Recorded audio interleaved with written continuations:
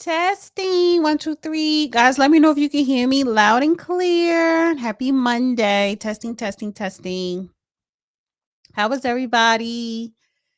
Happy summer. So listen, honey,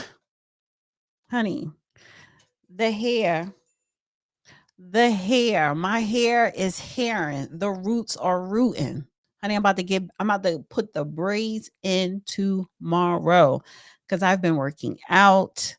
It's been humid, it's been hot, and I'm not doing silk press all summer. I'm just not. So just a little FYI, because it's a little thicky. Let me see something. Okay, here we go. Yes. Hi guys. Hi Catalia, Brian, Mo, Angel. So guys, please like the video. Please share this video on all your social media outlets. And we're gonna have a good show. Of course, we're waiting for the judge to come on. Yes, honey, it takes a minute. I don't need to tell you why it takes a minute for him to come on because we've been through this. We go through this every Monday, and I tell you guys every Monday why. It's the Wi-Fi. I do like your hair. Thank you, Dr. Steele. Also, a little bit more housekeeping. In the chat, I started a goal. The goal is to get $10 super chats tonight. So hopefully I can reach it. And the prize is I will host a live call-in show this week. Yeah. And then if you just want to support, please do. Also, you can cash at me. Let me get this on here. Oh, I have to edit this. No. Yeah. If you want to cash at me, it's $ Dana with the data. Yeah. And also, guys, go to my website, therealdana.com, and sign up to the mailing list. So, what are we going to talk about today, honey? We have a lot to talk about. We have to talk about Trump's big, beautiful bill that the Democrats are trying to turn ugly. So his goal is to get this bill passed this week so he could sign it on Friday, which is 4th of July Friday. I don't have the number, but the DOJ targets $14.6 billion healthcare fraud, a historic takedown. So we have to talk about that. A lot of fraud, illegals getting Medicaid, and apparently Congress voted for them to keep getting Medicaid tonight. Yeah, a lot of fraud. Apparently the White House is working to exclude illegals from the census. Why were they on there in the first place? It's an anti-ICE app going around here that CNN is promoting. Karen Bass calls herself trying to sue the Trump administration or ICE, but she's getting sued herself. Nancy Pelosi, January 6ers is going to sue her ass in civil court, as they should. A lot of fraud, a lot of deceit is going on. And Diddy, that's the main topic. We are on verdict watch. So today was the first day that the jury deliberates, and 2 notes were passed, which is pretty normal, the judge says, but he'll break that down when he comes on. They're going to finish deliberating tomorrow. I have a suspicion. This is my theory. This is all about Hollywood. This is drama. This is all about TV ratings. They're going to drag out this deliberation because judges can tell the jury, go back again, go back again, go back in, right? They're going to drag it out, and the verdict is going to come in maybe Thursday, the day before 4th of July, maybe on 4th of July, because I think they have up until Wednesday or Thursday. So they're going to drag this out to the very end and have this big bang of a verdict going into a 4th of July weekend. Yeah, that's my theory.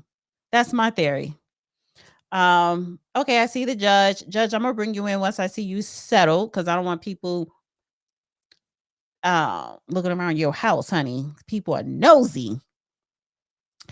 Dana has posted it. Yes, thank you, Katalia.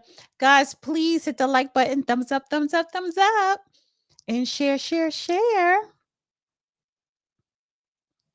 All right. And so we don't have to wait long because I do see the judge backstage. So yeah. So it's it's a lot of fraud going on. Actually, let me I have to set this one up here.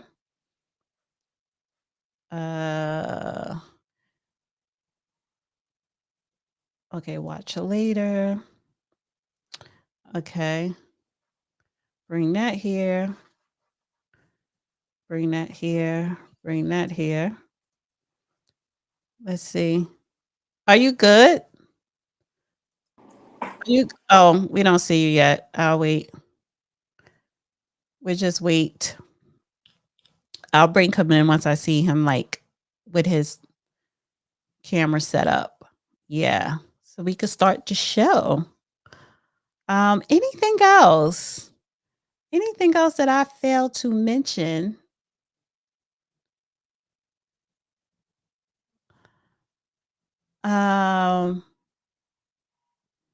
I watched Candace on Jubilee, Candace versus 20 Feminists. That was very interesting. That was going to be my monologue, but being that the judge is here, it doesn't really have to be the monologue. Well, maybe I could play a clip. I could probably play a little bit of it until I see him getting set up.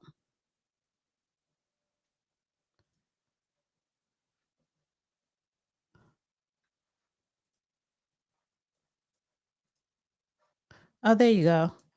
Are you there? Somewhat. Do you still need a minute? No, I don't need a minute. Okay. So then I could save the Candace thing for later. Go ahead and do Candace if you want. What has she done? Well, she hasn't done anything. Irritated some folk. Yeah. Thank you, Michael. Hey, Dana. Hey, Judge. Yes. Thank you. Well, she was on this YouTube channel called Jubilee, and it was Candace Owens versus 20 Feminists. It was very interesting. How bad did the feminists get treated? Well, I think they came in already disliking her, but Candace carried herself very professional. Some people were usually I expect they will. So I don't know. I kind of didn't want to dive into Candace. I wanted to go into Trump's bill. But did you want to hear the clip? It doesn't make any difference. You can do the clip if you want to. Do you feel like watching a clip? I'll watch it. Okay. So let's see. Let me share this then. Where are we? Oh, we'll go here. Okay. Are women allowed to vote?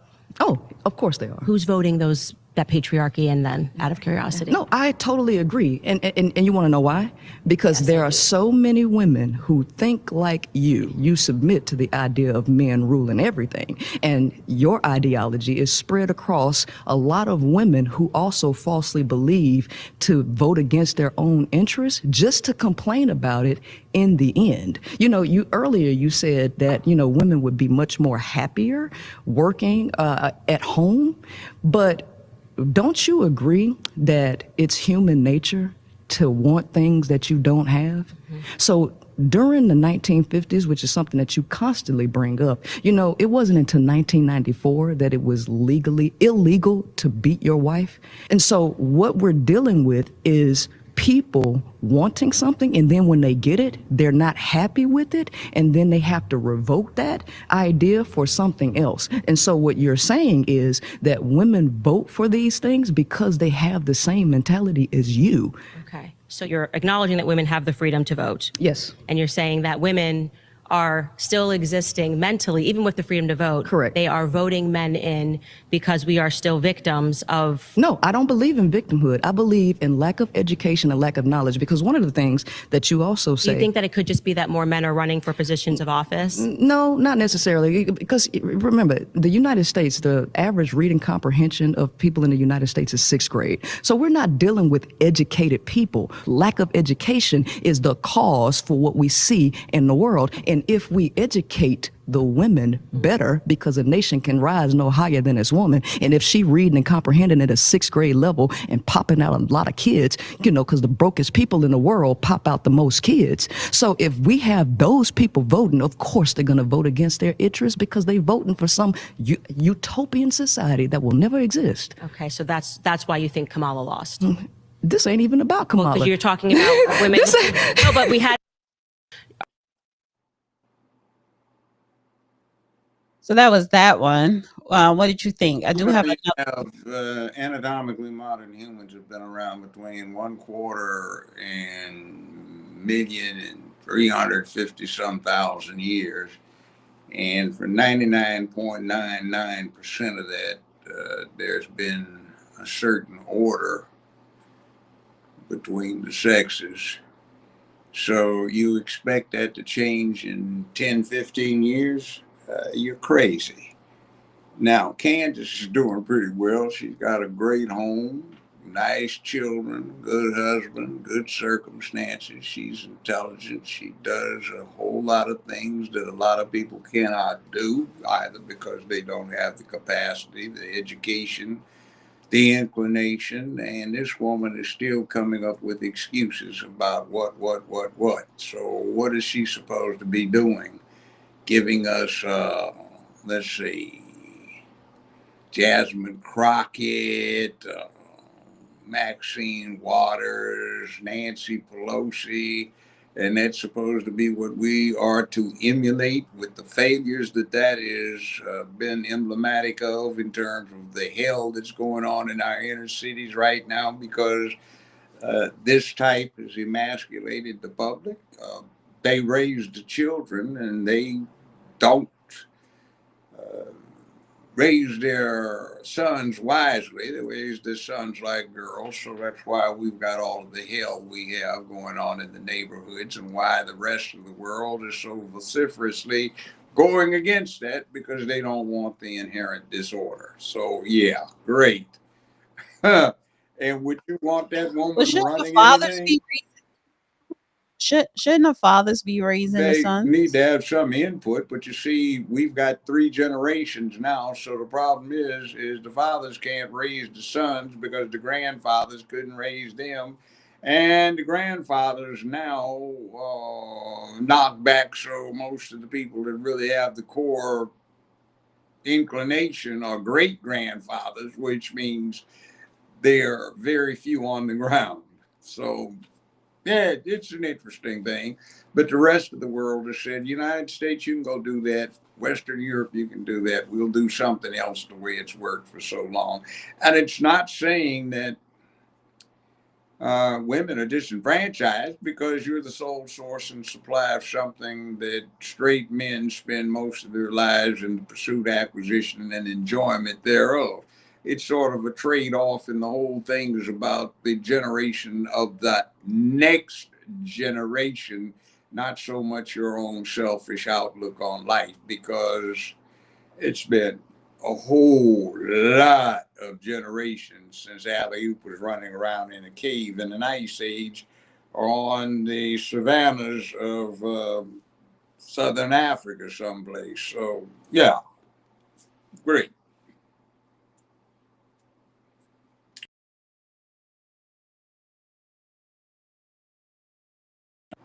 Hello, you there? Oh, I'm muted. Hello? Yeah, can you hear me? Go out and come back in.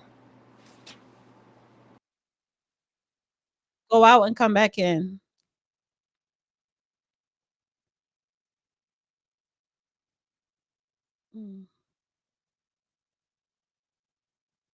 It always happens when somebody calls him, he'll get kicked out. Can you hear me? Testing. Can you hear me? I don't think he can hear me. You can't hear me.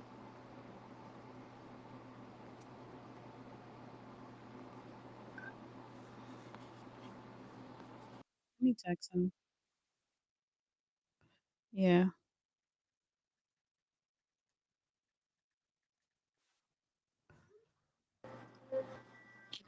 Okay, Yeah. back again. Interruption. I've Yeah. got do not disturb, but apparently that doesn't deter anybody. But what I was getting ready to say was the lament that the woman with the headdress on was giving us is the same as the boys in sports bras and panties who want to use girls' bathrooms and compete against the girls in the girls' sports because they don't like what they are. And that's basically what you're getting is a sublimation.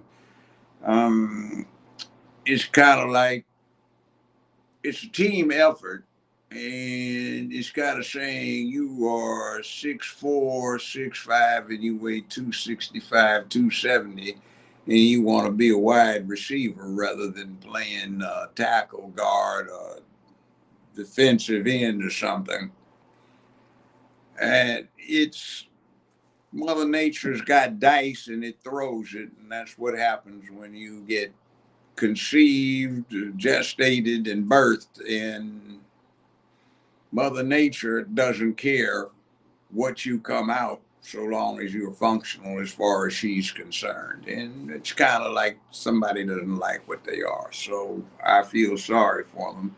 It's like some people hate being black and they're black. Some people want to be this and they aren't. Some want to be that and they're not. So it is what it is. Some people don't know what Yeah. they want. So So, or when Candace they want to. is hard Yeah. hitting. I've met her. She's one of the most charming individuals I've ever met. So I see how she gets what she wants. She uses that charm and it works. And that other one, she's Mhm. just bitter because she's not something. Well, I won't say she's Well, not I mean, something. she's not what she wants to be, which is in charge. But quite frankly, there's no way in hell somebody like that would be my boss. I wouldn't work for anybody like that. I wouldn't support anybody like that for being boss. If, Well, you said you want to work for yeah, a woman I won't. anyway. It just does not happen. I mean, I can take one as an advisor, but I may be chauvinistic and all that other kind of stuff. But I You am. are. But I take care of my responsibilities. I've done it my whole life and I haven't let anybody down. So it is what it is. Yeah. At least you know who you, again, going back, you know who you are. You know what you Yeah, want. my mother supported it. My grandmother supported it. My aunt supported it. Their friends supported it. My school teacher supported it. All of the masculine elements in my life supported it. Society supported it. And we did pretty damn well for ourselves. I must say that. So we aren't unhappy. We aren't unsuccessful. We aren't floundering around trying to kill ourselves. We just die off naturally because we've been around a while. So, I mean, hey. Well, I want to get into Trump's big, beautiful bill. I want to play this clip here.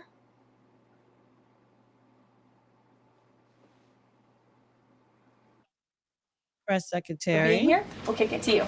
Thank you, Caroline. Let's get to the one big, beautiful bill first. It Sure. appears now you're going to get at least 50 votes in the Senate. There'll be some amendments.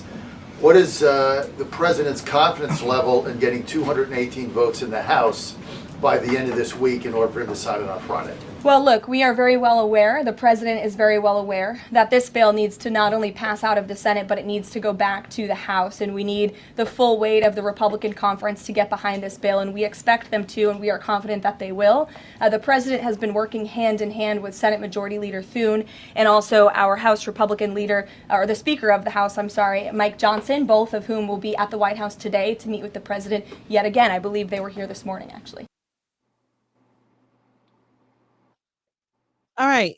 And so with that, we have Democrats who are against this bill because they're saying that this is only going to benefit the the the rich. If you're making, let's say, 5 million a year and up, and not benefit middle class people. And they're calling it an If you're ugly in the bill. top Most middle class 0.1% of income earners making more than $5 million a year, you will get a $346,000 tax cut. How is that fair? How is that right? And it borrows the money from our kids to pay for that $346,000 tax cut, to pay for the habits of really rich people. Where is the fairness, the morality in that? When is enough enough? If you are in the You know what's wrong with that cockamamie bullshit right there? Excuse my language.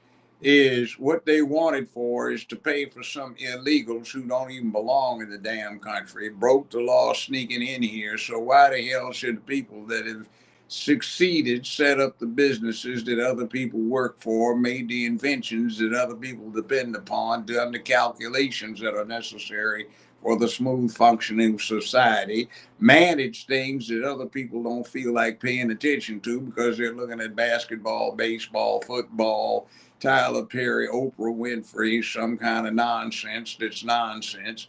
Why should they be forced to foot the tag for people that don't even belong here, or other folk that just go screw, screw, screw, and can't be put to work even though they seem to be able-bodied? Now, it seems to me that there's always been an incentive throughout humanity's existence to promote those who do the most for the many. So how can he say that when he is one of the primary pushers of this sanctuary nonsense and spending tax dollars on people who should not even be here? Doesn't make sense. See, it's just an agenda that they're trying to push. And the deal is there's nothing to restrict anybody from making big money in the United States of America. Oh, I know, racism, sexism, and all that other stuff. But the fact of the matter is if you worked around it, you could get someplace. But that would require that when you're growing up, your mommy didn't leave you with a play toy, and you did your homework, and there was nobody holding you down sitting on the other side of your kitchen table, or mommy and daddy could have screwed wisely, so they didn't produce dumb, ugly bunnies. And that's humanity. So hey, I wanted to go over the myth versus the facts of the one big well, beautiful let me bill, just say right? And this something is about so that real quickly. This isn't necessarily Trump's dream bill. He's head of the Republican Party right now. Actually, I'm glad it's devolving into MAGA because the Republican Party has some problems, but he's got to bring about party unification in order to be effective. So you can't get everything you want, but to get as much of what you want as you can, you have to do what they used to call log rolling. In other words, you help me roll my log up this hill, and I'll help you roll your log up this hill, which means I push stuff that you want, you push stuff that I want. So this isn't necessarily a dream bill for Donald Trump. This is some elements of what he wants in this bill and some elements that he does not like that he's forced to go along with. I refer you to recent history. Look at World War II, where you had FDR, Churchill, and Stalin sitting down at the table deciding what was going to happen to Tojo, Mussolini, and Adolf. And although they didn't particularly like each other, they pushed a common agenda because they had a common objective. And that's what you have here. So the press does no one any favor when they try to simplify things into a black and white situation, not necessarily a racial thing, but just a stark difference where everybody's supposed to be over here on one side staunchly supporting this and everybody over there supposed to support that. That's not what's going on here. well, just a couple of things here.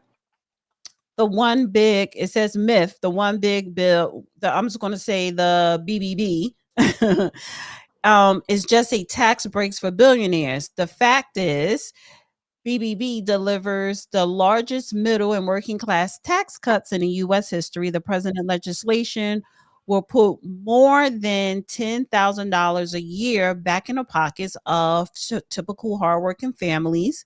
This is the most pro-growth, pro-worker, pro-family legislation ever crafted. Another myth takes the BBB bill, the BB bill takes from the poor to give to the rich.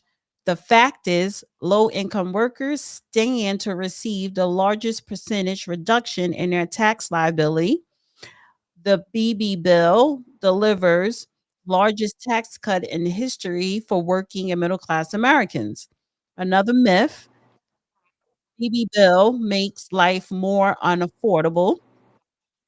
The fact, the bill delivers bigger paychecks, expanding take-home pay by over 10,000 per year for a typical family, which is true because he's saying that he's no longer going to, if you work overtime, you won't be taxed, and your gratuity will not No be taxed. tax on And people don't tips and no overtime tax, no tax on Social Security. I right, like that. and and people don't Yeah. understand how vital The that South is. Side is deep into the big lie because the big lie gets the foolish who pay attention to all of the distractions away from the core thing, which is they're getting ripped.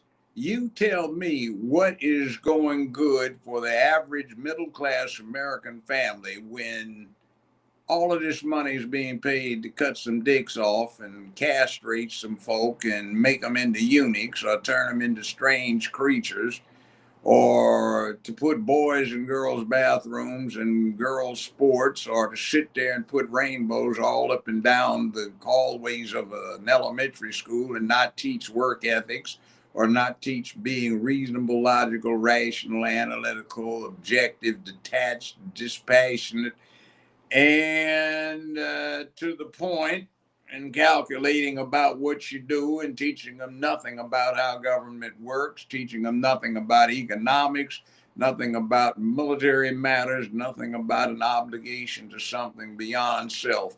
It's absolutely pathetic. And this is just this grab that you see coming from a bankrupt position and illustrating a rank sort of stupidity that says we can use catchphrases and get a stupid America to go along with something that's doing nothing but ripping them off.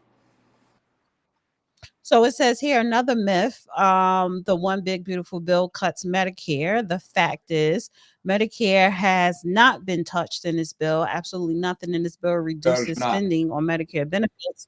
This legislation does not make a single cut to welfare programs. It safeguards and protects these programs for all eligible Americans. See, Medicare is being ripped off because it has developed that it's not big pharma, it's big medical insurance that is in league with, in the closet with the Democratic Party.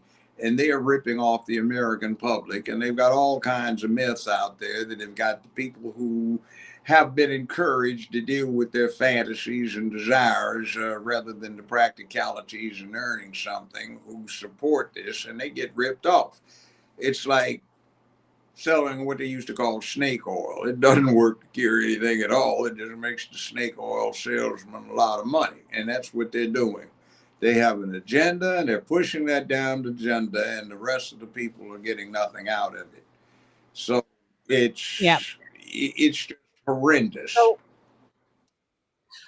let me share. This is another clip from the White House press conference. Can you respond to the CBO estimate that the Senate bill would increase the deficit by nearly $3.3 trillion? This is one of the most fiscally conservative pieces of legislation that has ever made its way through Capitol Hill. There's $2 trillion in mandatory savings in this bill, and not only that, the projected growth that this bill will bring to our economy. It will be an economic boom. The Council of Economic Advisors has an analysis that shows that the bill will generate $4.1 trillion in economic growth, and it will cut taxes, putting more money back into the American people's pockets. That's why this president wants this bill to pass, and I know he's busy working the phones and doing what he needs to do today to make it happen. So we'll see you all later.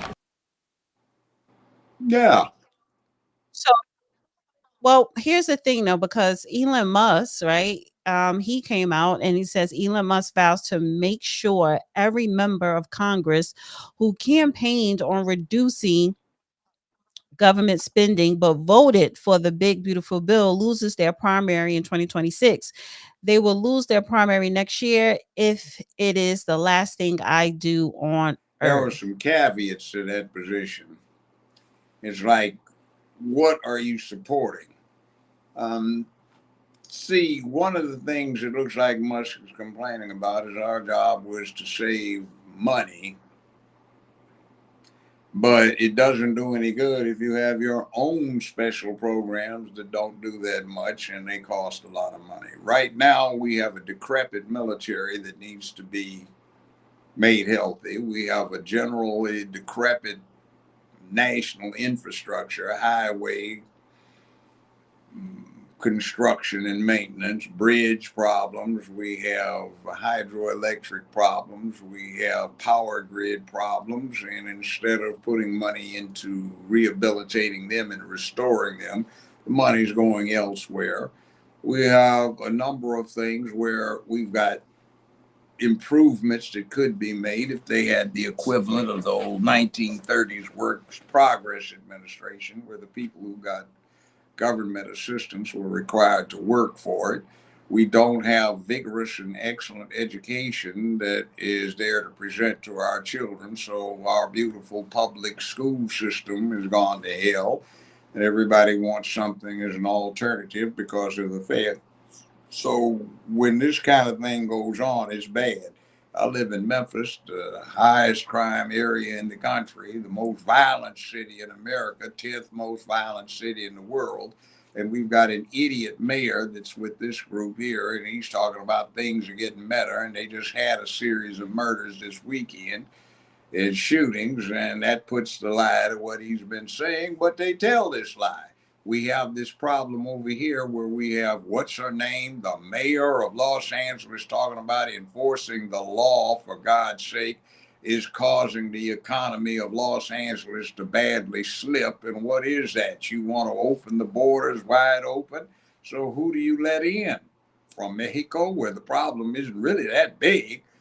But are you talking about South America? You're talking about Central America? You're talking about a couple of million military age Chinese males who got military training who were allowed to walk across the border?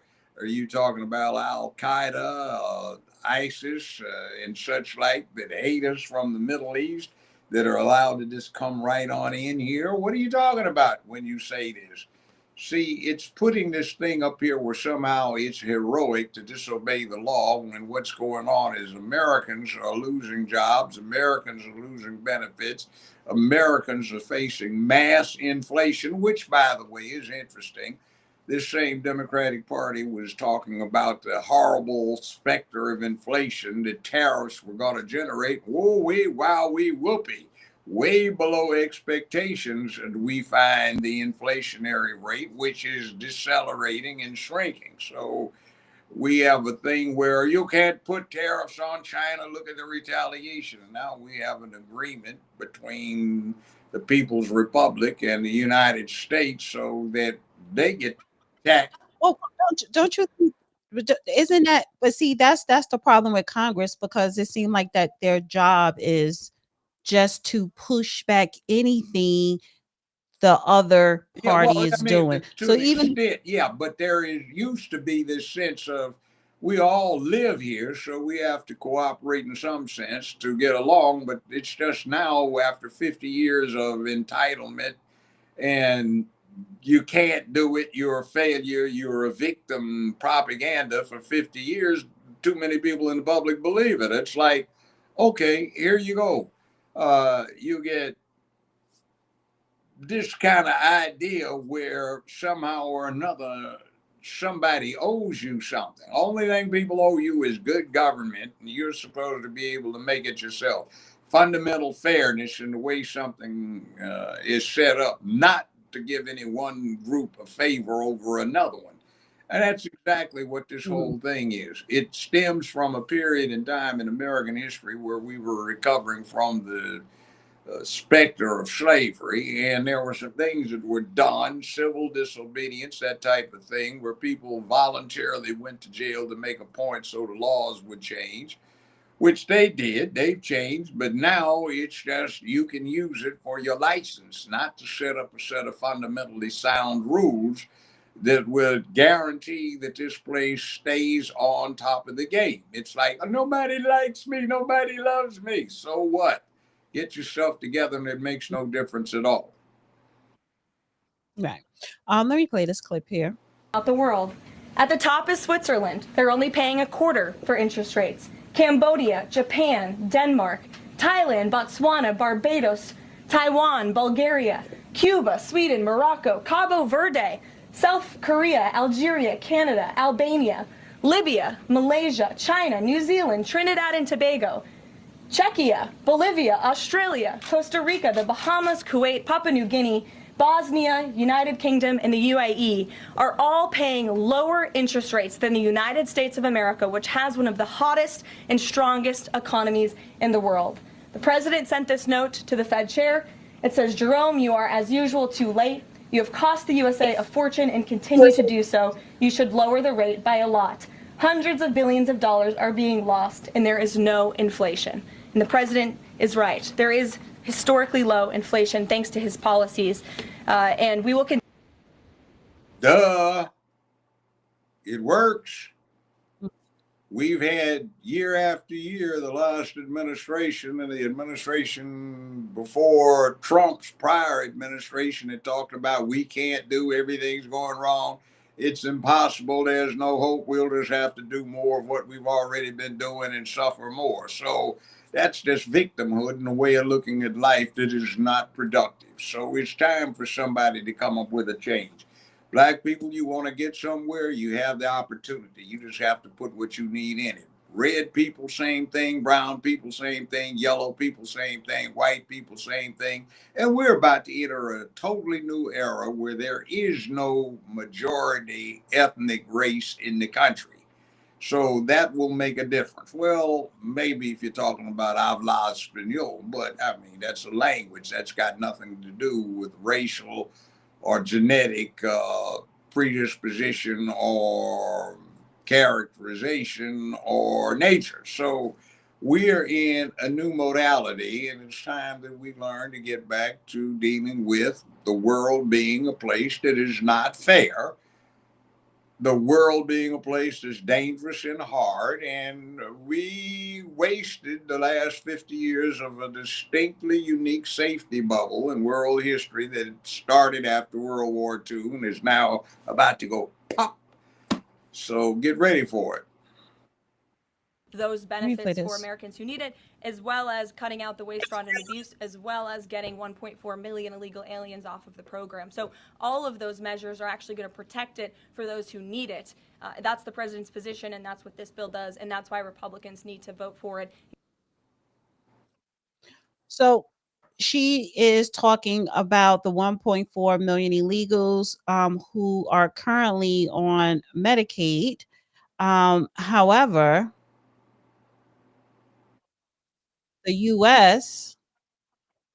Senate rejects measure to kick illegal aliens off Medicaid 56-44. So the Senate fails to remove migrants from Medicaid after the parliamentarian changed the vote requirement to 60 votes from 51. Having voted in the affirmative, the motion is. Yeah, that's a little Robert's Rules of Order thing. Okay, so. Okay. That doesn't make sense to me.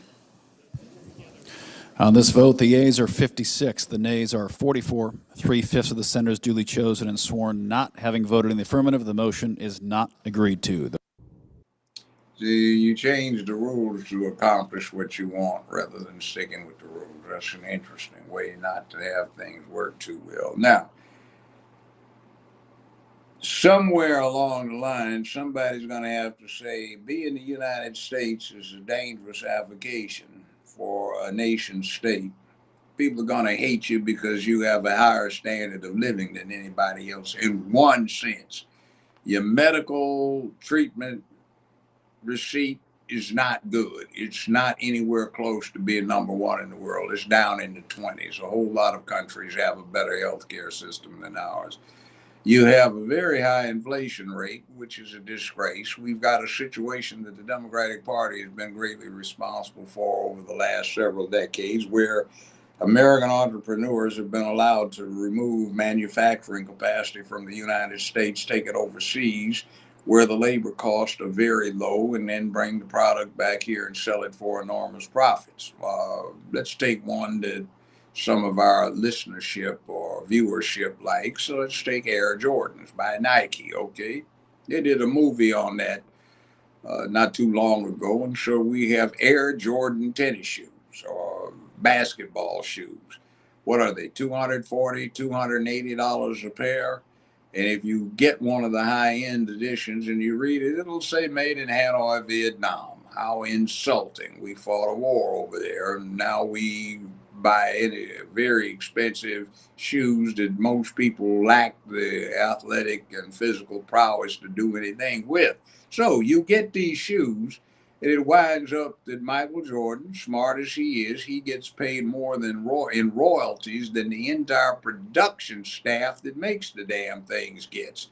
So what happens? We don't make Nike Air Jordans in the United States. They're made in Vietnam, our late enemy. And they are extremely expensive with an enormous profit margin. And there are Americans that waste a lot of their money on foolishness because they've been conditioned to that. They don't want buddies, they want the real deal. And What is your point? well, the point is, look how much damn money we're losing. So why is it that we have countenanced the Democratic Party setting up this imbalance in trade? It used to be we made a lot of stuff, buck knives, case knives, stuff like that. Now you go in and you buy a knife. Well, because these are private Yeah, I corporations. know, but you see, you have tax. And they can do what they want to do. That isn't how it works. You have taxes that you use to direct your economy. You have rules about what happens when you dispossess Americans of job opportunities, and you, being an American citizen, depending upon the United States of America to protect your foreign interests, you take the business of manufacturing the things abroad. So all of those jobs that ought to go to Americans are somewhere else. You go in right now. Our federal government allows these corporations that was out. a thing under the Democratic Party. They were quietly pushing these rule changes, and now they want to blame the Republican Party for this when actually it was. Well, when you say didn't Reagan kind of Reagan, he was for corporations to Reagan, outsource? I'm not. He was, I'm you not know, a fan of Ronald Reagan. And right. I He know. did And a one lot of of the things things is harm the middle class. Reagan is from 45 years ago. Things have changed, and the Republican Party has been taken over by the MAGA movement, so it is no longer the same. What happened is the high finance, big business takeover of all advantages and opportunities has morphed. So now it's the Democratic Party that is so deeply invested in that, thanks to William Clinton, William Clinton. He is the one that set up a rapprochement between the Democratic Party and big business. So we have an idiot situation that has developed over the last 35 years where we don't really do those things that are necessary to make good money. Go look in your kitchen. Find anything in there, anything that says made in America. You go in there and damn near everything is in there with China, and China is our most dangerous potential enemy. Why is that? You get a knife, whether it's a table knife, whether it's a steak knife, whether it is a scalpel, and it says made in China. You go and you order something that's got an American brand name on it and it's made in China. You go to the U.S. military, you don't see a Colt 45, you see a Sig Sauer something that's German and Swiss. You go in there and you see an FN thing that is a Browning 50 caliber machine gun on a tank, and it's made in Belgium. You see an M40 heavy general purpose machine gun. It's made in Belgium. You see an M249 general purpose squad machine gun. It's made in Belgium. You go look at the last pistol. It was made in Italy. You don't even find any weaponry in the United States military hardly that are made in the United States. And now they're even doing that for the upscale stuff with heavyweight aircraft. So what is this? What happened? Well, hello. Okay. So I want to, before we get into the ditties, one more thing I want to bring up, right? Let me share this here. It's more corruption. So, breaking, the DOJ just announced the takedown of the largest health insurance fraud in American history. The transnational criminal organization stole over 1 million Americans' identities. These criminals didn't just steal someone's money, they stole from you. I want to play this clip here. Good morning, everyone. My name is Matthew Gagliotti, and I'm the head of the Justice Department's Criminal Division. Thank you all for joining us today as we announce the largest coordinated healthcare fraud takedown in the history of the Department of Justice.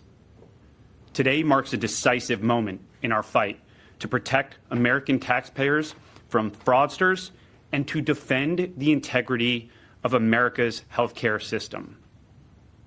We are announcing today charges against 324 defendants for their alleged participation in healthcare fraud schemes involving approximately $14.6 billion in false claims submitted to Medicare, Medicaid, and other healthcare programs. In a takedown this large, I can't possibly describe all of the work that went into dismantling each scheme, but there are 4 key points that bear emphasizing.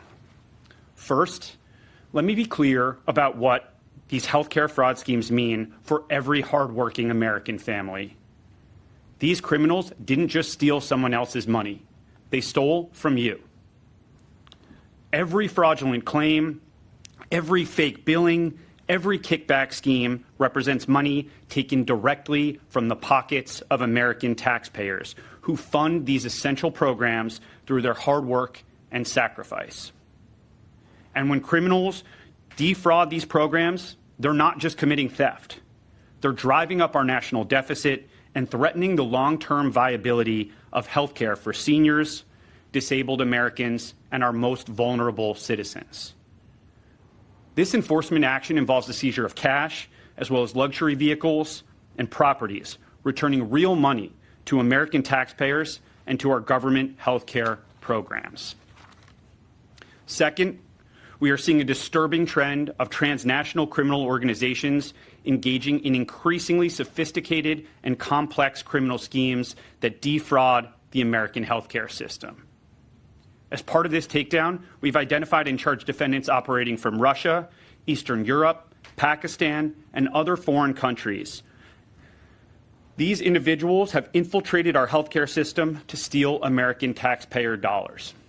As just one example, we dismantled a scheme involving a sophisticated operation run from Russia and Eastern Europe that strategically bought dozens of medical supply companies in the United States and submitted more than $10 billion in fraudulent healthcare claims to Medicare. To make matters worse, these perpetrators used the stolen identities of more than 1 million Americans spanning all 50 states to perpetrate this scheme and submit these false claims. But I'm pleased to report that federal agents intercepted and arrested key members of that organization at U.S. airports and the U.S.-Mexico border, cutting off their intended escape routes. The days of transnational criminal organizations using the American healthcare programs as their personal piggy bank are over. Okay.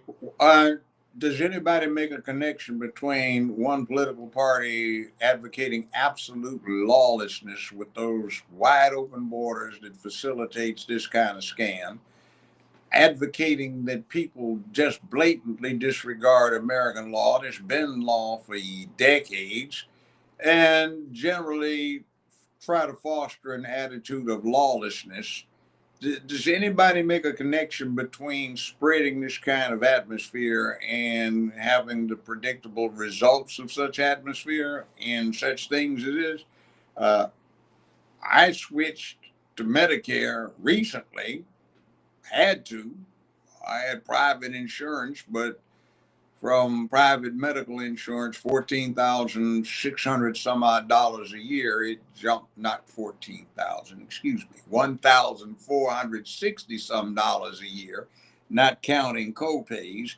It's jumped up to almost 14,000 under so-called Medicare because of the scams that are involved in using the Medicare funds to take care of paying for some other things that would otherwise be starved for shortages of money that I don't approve of. So, hey, it's interesting. You say you don't have to obey the law if you don't like it, and then turn around talking about, oh my God, there's lawlessness. Well, somebody has to start this process of some law and order here. You can hear me? I hear. Well, there was another fraudulent healthcare bust in New York. 11 defendants indicted in a multi-billion-dollar healthcare fraud scheme, the largest case by loss amount ever charged by the Department of Justice. Total of 15 defendants charged with healthcare schemes in the Eastern District of New York as part of the National Healthcare Fraud Takedown. So I guess this part of what the 300, what was it? It was 324 defendants. So part of that is 15 defendants, including 2 pharmacists, have been charged for their participation in schemes in which the Medicare and Medicaid programs and other healthcare benefit programs were fraudulently billed more than $10.6 billion.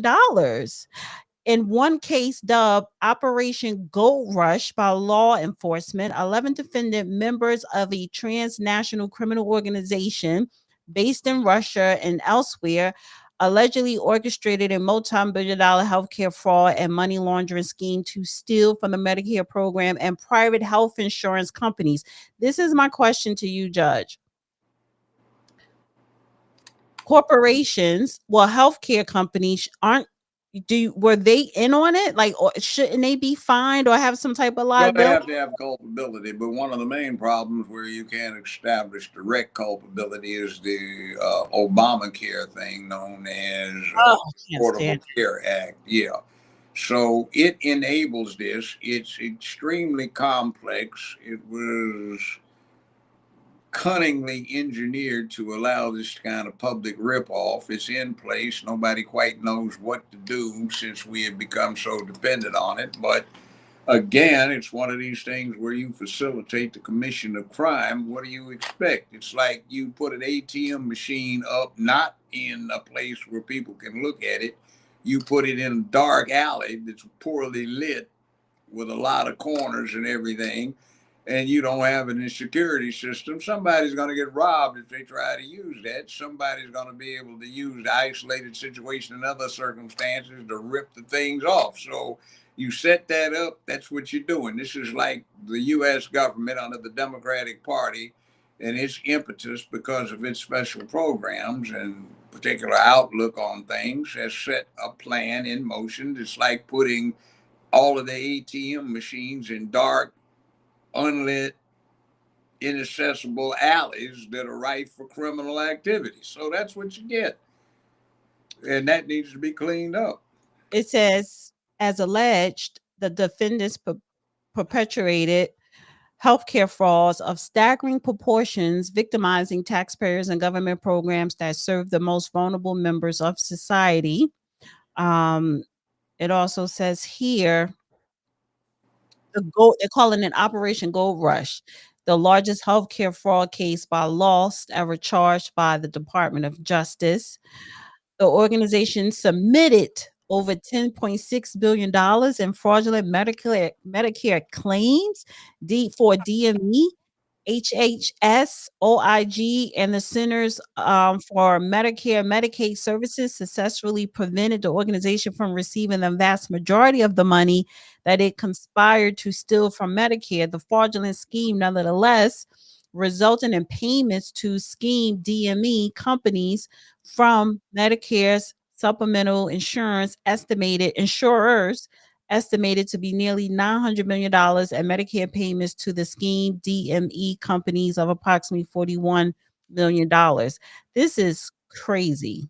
Well, yeah. And I'll give you another example on the state level. Let's take California. Before I was divested of any tax liability out there, I paid up to, let's see, $23,000 every year for a tax period for mental health support, not as part of the overall tax scheme, but as a specific assessment in addition to California state income tax. Well, as a matter of fact, that money isn't going for that purpose. And you need only look at the crazies that they have out there in such high numbers in California to see that. But why is it that they are doing something so insane as to tax people in certain brackets up to $24,000 a year to support mental health instead of dealing with some kind of coherent functional plan out of the general tax scheme? So, I mean, it's like these kind of things are going on. And it's like, what are you doing? Why are people getting paid to go take their children to the vet and get them neutered so they can't reproduce 11, 12, 13 years old and getting upset in the political party and pushing this, where you take them in so they get fixed like they're a cat or a dog? How much does that cost us? How much does it cost us in terms of work product and income nationally, individually, when you don't teach children how to work the economy, what money is about, work ethic, and you start teaching them some kind of crazy little thing about their be all end all, as they should be allowed to have special programs and pronouns and things like that. That doesn't make good sense to me. When we are in the position we are in versus the rest of the world, and you're divesting huge amount of monies that would otherwise go into an effective defense so you can run a social experiment. That does not make sense. I wonder how long this scheme has been going on, because this is something that just didn't start happening. So here are the defendants' name. I can't pronounce their last names, but this is Aman, 24 years old, Russia. Another person, I can't pronounce their name, 29, Estonia, New York. Eric Jerkins, 29, Estonia, Brooklyn, New York. Another person, 32, Estonia, Brooklyn. Alja, 26. What the hell? They're young. You know what that is? You saw the tip of the iceberg when you saw what Biden was doing, Hunter Biden was doing. He comes in as the vice president's son. The vice president had been delegated the authority to deal with such things over in the Ukraine and other places by the president, Barack Obama. And Hunter Biden was using that influence to get in, making big money in at the top of this iceberg. And that's what you were looking at. But he's been pardoned. They ought to go in and subpoena him and have him testify against all his buddies, since he no longer has a Fifth Amendment problem. See, that's where it goes. This stuff is interconnected. It isn't all just operating in a vacuum. These pieces are in a big puzzle and they all fit together. Yeah. So what is that you're banging when you put your hand down? That is so annoying. That? Yeah. What? That's Come on. my chair. That's annoying. So anyway, so 40, 78 years old, 40 years old, 45, 45. This is all coming out of New York, which is why it's the Eastern District. But There's a lot of young ass people here. But yeah, so biggest fraud buzz. Listen, we are already first. Our healthcare system is horrible. Even if you have private insurance, they don't want to pay. They want to pay little to nothing on claims, or not cover a lot of important things. You got to pay a whole lot of money every month for your monthly healthcare premiums just to have it under this affordable healthcare. I mean, even before this Obamacare, health insurance was never cheap. Now you have Medicaid, and Medicare, especially Medicaid, which is for the most vulnerable. That's getting ripped off. Medicare, which is for older people, that's being ripped off. So we really need a complete 360 when it comes to our healthcare system, because it's broken, basically. Well, I've sat in clinics and I had minor problems, and I have listened to the plights of American citizens, old, middle-aged, young, who have horrible medical problems that they can't get paid for, and they're denied treatment. Meanwhile, you have all of these illegals who are getting every single conceivable medical bill paid for, and they don't even belong here. So something is really sick about that picture. I'm listening to somebody and say, man, wow, that's really rough. This guy's been struggling his whole life to make ends meet. And now he's sick, and they're telling him he can't get treated because there's no money available for this. But they're sitting up here and I'm listening to them deal with some folk that also have ice problems, and they're getting a free ride on everything. What is that? I don't know. Well, something's inherently wrong with that picture. Yeah. Can you hear me? Yes, I hear you. All right, so we're going to get into Diddy, but before we do, I need you guys to hit that like button. Hit the like button. It's not enough likes. I have a goal. If you have even if you don't want to participate in the goal, if you have a comment, if you have a question, please send it in via super chat. And if you want to send in the Cash App, you can, but please send in your comments and questions via super chat. And I need everyone to hit that like button. And I want you guys to share this video on all of your social media outlets. So thumbs up, thumbs up, thumbs up. Diddy, I do want to play this clip here. 1 second.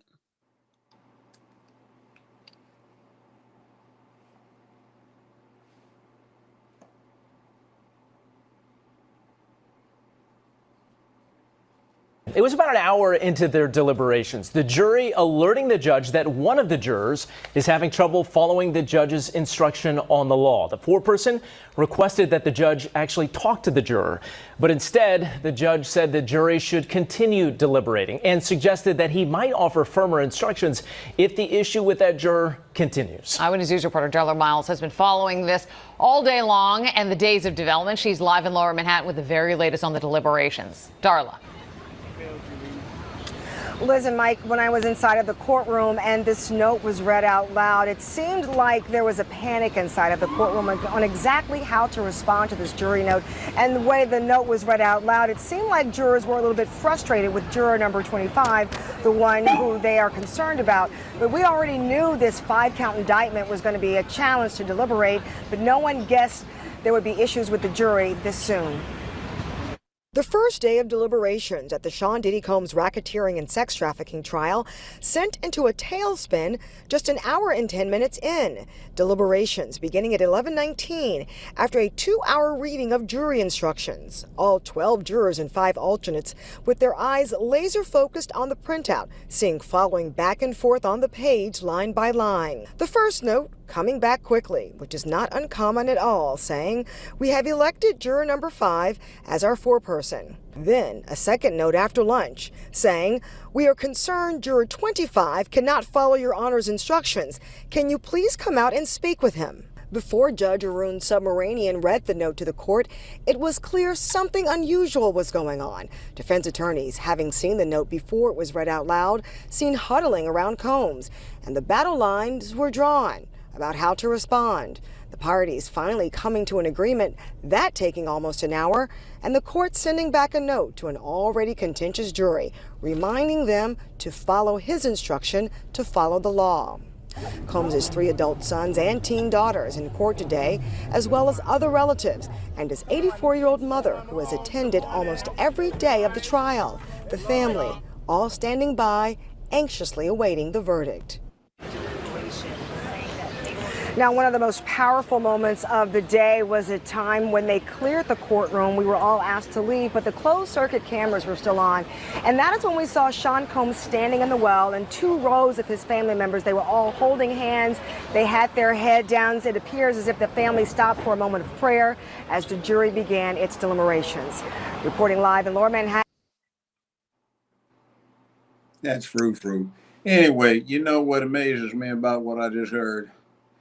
As frequently as this situation develops during a complicated trial, I am just astonished that there's nobody in these mainstream media providers that is aware of that and how ignorant that makes their system look. This is not uncommon, and it's not even a big deal. It comes up where juries have questions, and the stock answer is some versions of ladies and gentlemen of the jury, the court directs you to refer to the written instructions that are in your trial jacket and continue your deliberations and reach your verdict as truth and justice may dictate.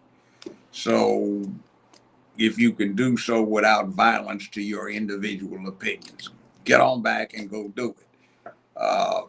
This also illustrates something that I have complained about often.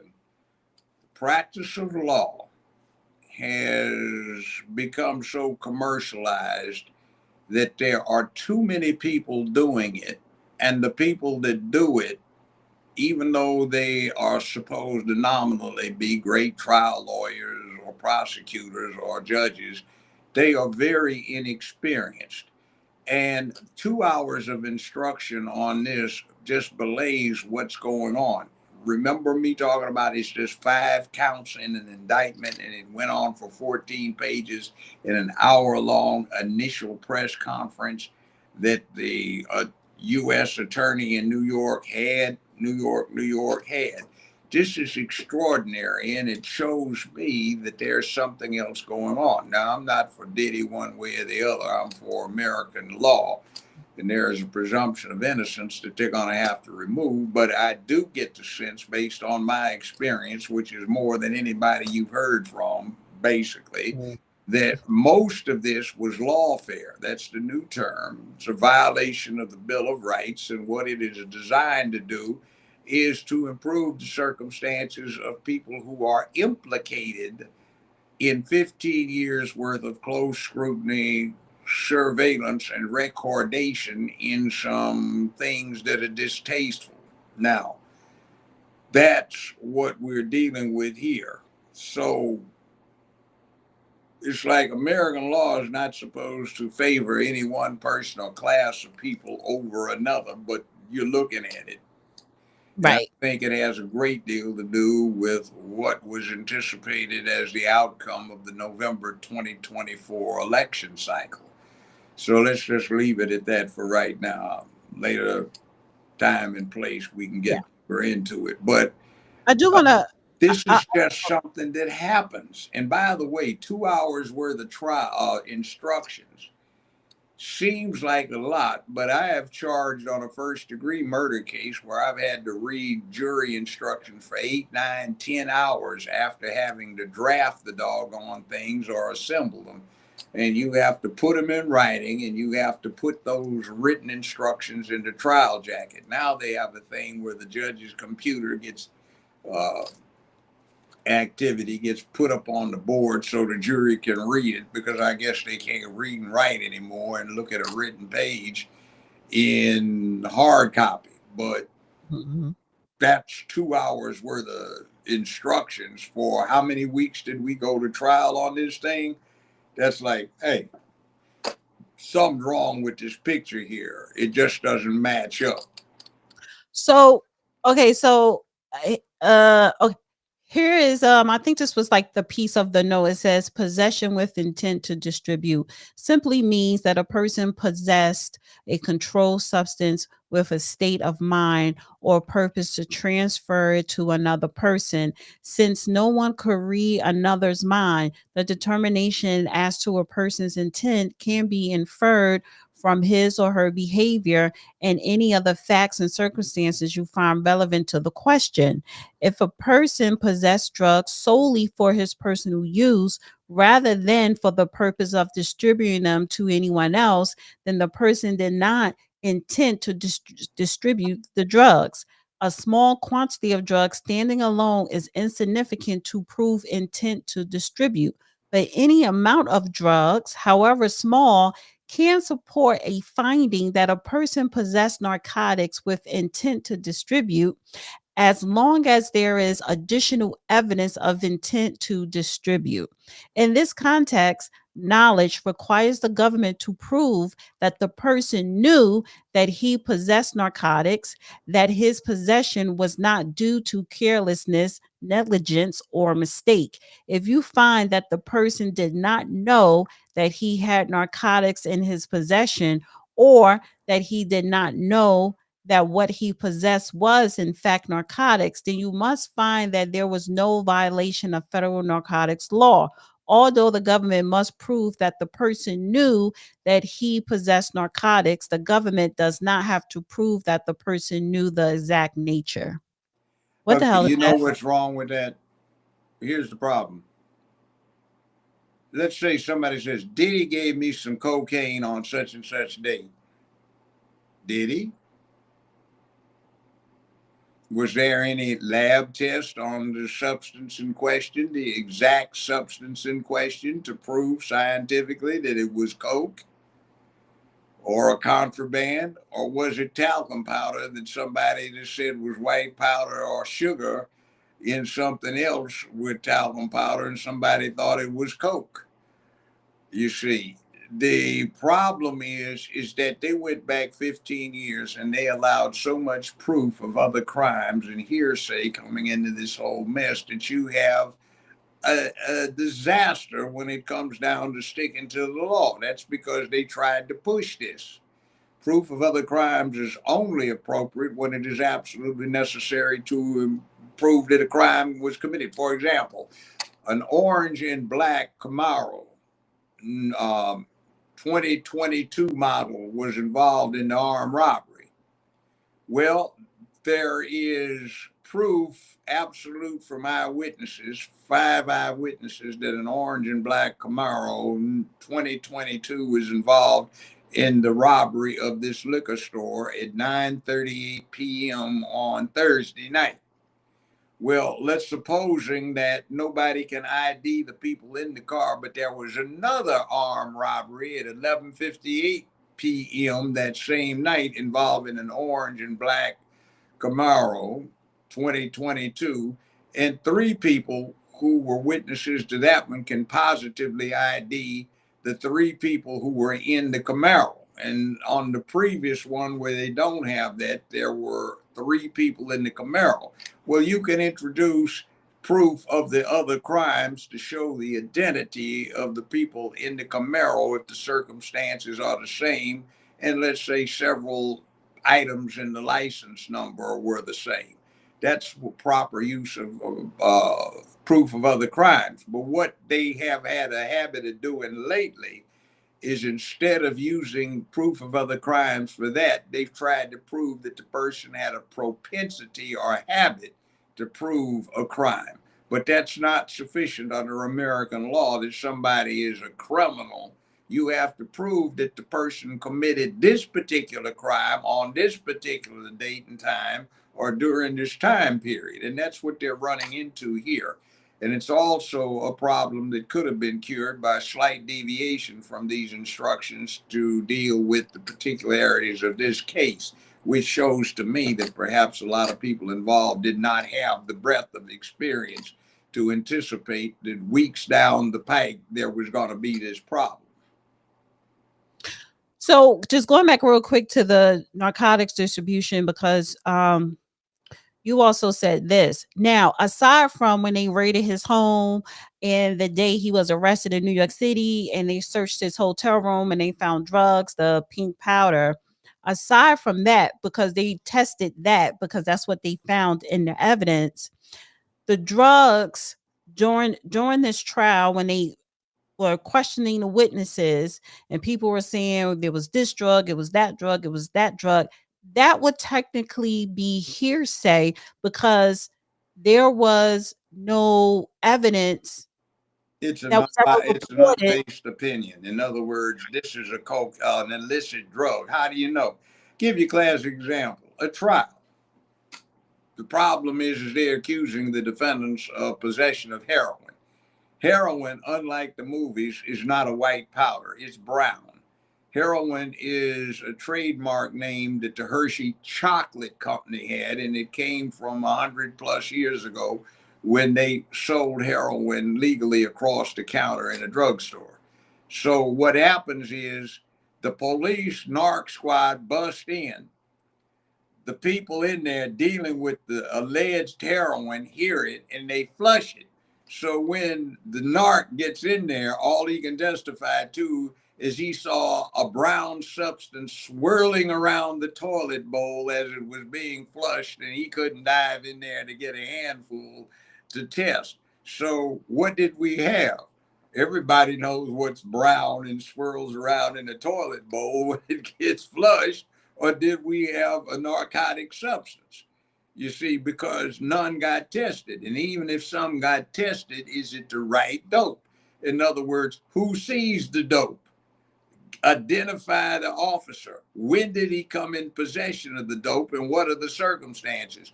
Who did he surrender the alleged dope to? Where did he leave it? What lab did he take it to? Who in the lab took possession of the alleged narcotic and who ran the test and what did the test show? And then who got the results from there back to where it's getting to, where the jury hears about it. See, all of these things have to go in to lay a proper foundation. And a lot of times that fails. But so right, if so someone getting on the stand saying something, that's not laying a proper foundation based on No, what it's not, because there's a thing about expert testimony. You have to show by virtue of experience, education, involvement, that this person knows so much about the subject that unlike other witnesses, he or she can state an opinion about it. All right. I had an opinion is not a fact.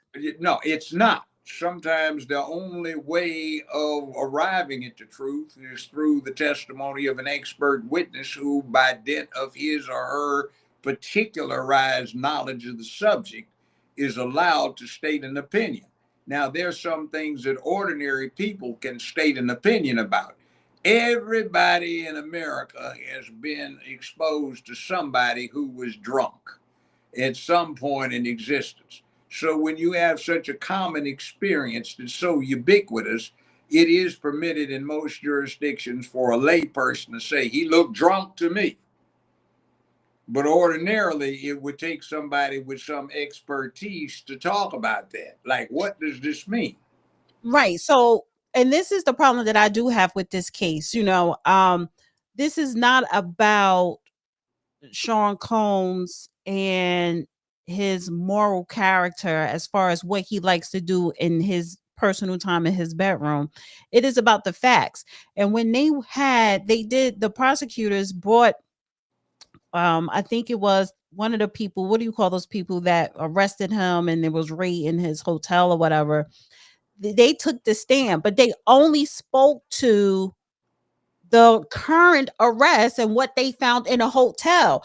But the witnesses were talking about those decades ago of drugs use decades ago, throughout the years of all this drug use. But here's the thing for me is you're talking about drug use, but to me, you all were doing it casually. No one didn't force you. And this was not a drug distribution. It was not a drug cartel that's selling drugs. Do you get what I'm saying here? Yeah, I get it. In other words, How do you know that's what you had there? Were there? That too, yeah. You know, in other words, what are we talking about here? Are we talking about a drug or something else? And see, there's another thing too about this whole bit. The woman that's supposed to be the victim, in the midst of all of this going on, she leaves Diddy allegedly. And what does she do? She takes up for, is it something over a year with a new boyfriend? But she goes back to it. And see, in my experience, there's this thing called sadomasochism, S&M. All right. They make porn with this stuff in there. The guy that invented Wonder Woman, he used to write about it. He's also the person that invented the polygraph test. He talked about the wonders of sadomasochism and dominance and torture and infliction of pain. So sometimes you run into somebody who likes to inflict pain and somebody that likes to receive pain. They hook up and they get a real weird sexual thing going on that they like. So years after the fact, when circumstances change and there's a blame, why did you put up with this? Why did you go along with it? Well, he did this. I was a victim. Well, yeah, but you did this for 10 years and you kept going back and you got an interval in this 10-year period where you were living with somebody else for a whole year, but you left that guy and you went back here. Now you're pregnant with another somebody you married. So what happened? Somebody leaned on you and threatened to prosecute you. So you said, I'll fold. Now you got this complex thing to explain to your new husband about why you were getting your freak on doing what you were doing. You know, it's like I represented many, many pimps and prostitutes in my career. They got the rent paid. You know, you didn't like it, but they were entitled to the due process of law. I had a program to get the prostitutes off of the whole track so they could get away from it. But they kept going back. And I said, why do you keep going back? I got you away from the pimp. I got you a situation where we put money of yours in an escrow account so you would have the financial means, but you went right back.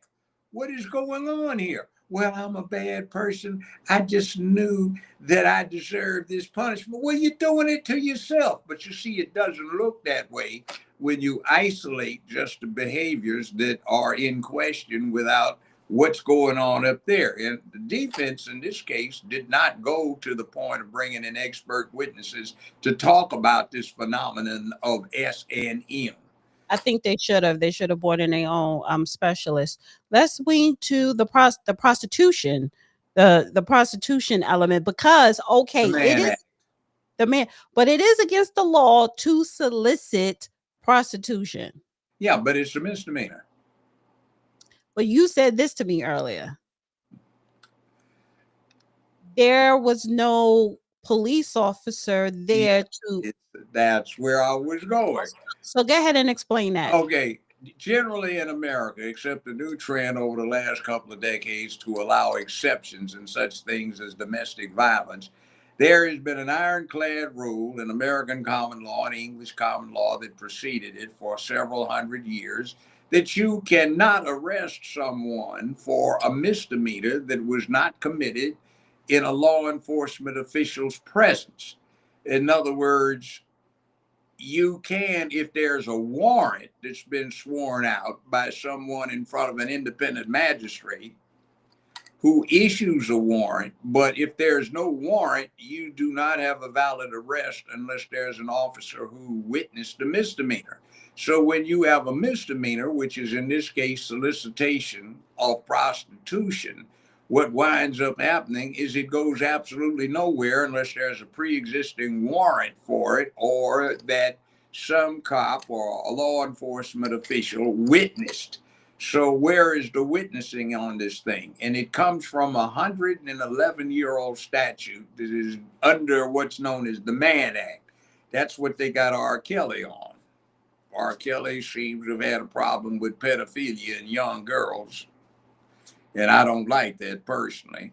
But here's what we have is the Mann Act was designed as a historical fact from, as revealed from the legislative history, to get Jack Johnson. Jack Johnson was the first black world heavyweight boxing champion. He had a legitimate white wife. And he and his white wife used to travel around the country with her white girl entourage. So a lot of people 111 years ago objected to this very strenuously. This big, mighty black man traveling, dark-skinned black man traveling around with a white woman. That, oh my God. So what went on is they created the FBI to go and investigate this so they could come up with what became the Mann Act. Now, what the Mann Act says is transporting females across state lines for illicit purposes. One, that's sexually prejudicial because it just deals with females in one sense right there. But that was okay more than a century ago. The other thing is, what is illicit purposes? Well, some places like Tennessee used to call having oral sex with your heterosexual girlfriend or spouse was a natural sex act, which carried 3 to 15 years in the state penitentiary. Believe me, I know about it because I represented some defendants charged with that. The jury freaked out when they found out what it would. Wait, Jesus Christ, you mean what my wife and I do could get us 3 to 15 years in the state penitentiary? Yeah. But anyway, you see, that's an illicit act. And the way it went down is certain states in the United States before World War I did not recognize marriage between the races. So when Jack Johnson and his wife went through one of these states, the U.S. Marshals jumped on board the train, accompanied by unarmed FBI agents, because they couldn't be armed back then, and they arrested Jack Johnson because that state said that they did not recognize interracial marriage. And what wound up happening was that allowed the fact that he was with this consenting adult woman crossing the state line to be considered an illicit act. And see, they've never cleaned that up. So I think the whole statute is unholy. Now, what wound up happening, to show you about this, Jack Johnson, the target of the Mann Act, which more than 100 years ago was made into law, which is what they got R. Kelly on, which is what they have Diddy on, 5 counts of that. What that is about is, look, who is to say that this is illicit? What is the definition of illicit? And what happened with it, Jack Johnson is the first person convicted. The target of it, you know how much he got for convicting for this? 1 year. He escaped from the penitentiary setup and went to France. And when he came back, because his mother wanted to see him, he tried to sneak back in, got caught. He got more time for the escape than he did for the crime. So I hear you. So here's the thing. So getting back to the prostitution with the Diddy, because somebody said, because they put on the witness stand these escorts, the prostitutes, and they're Well, look at the Tyler Perry thing, talking about beautiful black or something like that. Look at the series, the popular series, P-Valley.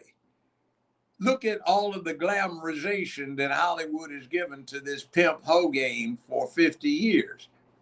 They have made it a legitimate practice rather than criminal. So you've got the public thinking this is okay. You've got Hollywood that has propagandized itself into thinking this is okay. So you've got a procurer and a pimp, if you take it that way, here in Diddy, who is trying to ensure his position in Hollywood or the entertainment field.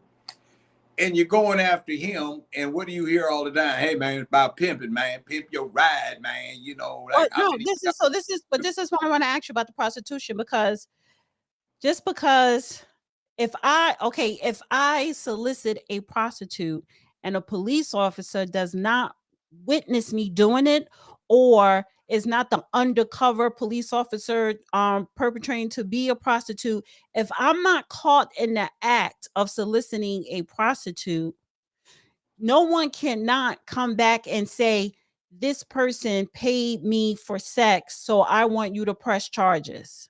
Yeah, kind of sort of like that. And the prosecutors, technically, they can't say, well, you paid for sex 2 years ago, but you didn't get caught when you did it. But this person said you did do it, so we're going to charge you. That's not how it's supposed to go. Well, let me put it this way. Here's how it works in practicality. Let's just say this happens and somebody said, hey, everybody, if they approach you, remember you have a Fifth Amendment right to remain silent. Did you buy any from this person? I take my Fifth Amendment rights and I refuse to respond on the grounds it might tend to incriminate me. How about you? Did he offer you sex? I refuse to respond on the grounds it might tend to incriminate me. So the only way they could prove that was for somebody to incriminate themselves, which you cannot compel anyone to do. You have a right to remain silent. If you And choose. he didn't take the stand, did he? Yeah. See, this is it, where if everybody is involved, they do that. Like back in the civil rights era, people call it that, a militancy. Somebody used to be doing something and there'd be 8 or 9 people, the police would be, hey, anybody in here heard of the Fifth Amendment, the right to remain silent? Yeah. Well, I choose to remain silent. Well, I choose to remain silent. Did you see it? You know, well, we just want to know. Well, you're not getting anything. So let me throw this in there, because when we talk about the mafia and RICO, the mafia is that popularized this whole RICO That's law. who the target was. Right, that's who the target was. But these people, so when you talk about whether it's the feds or your local police, they have an ongoing investigation to where they accumulated evidence, whether it's videos or recordings, yada yada yada.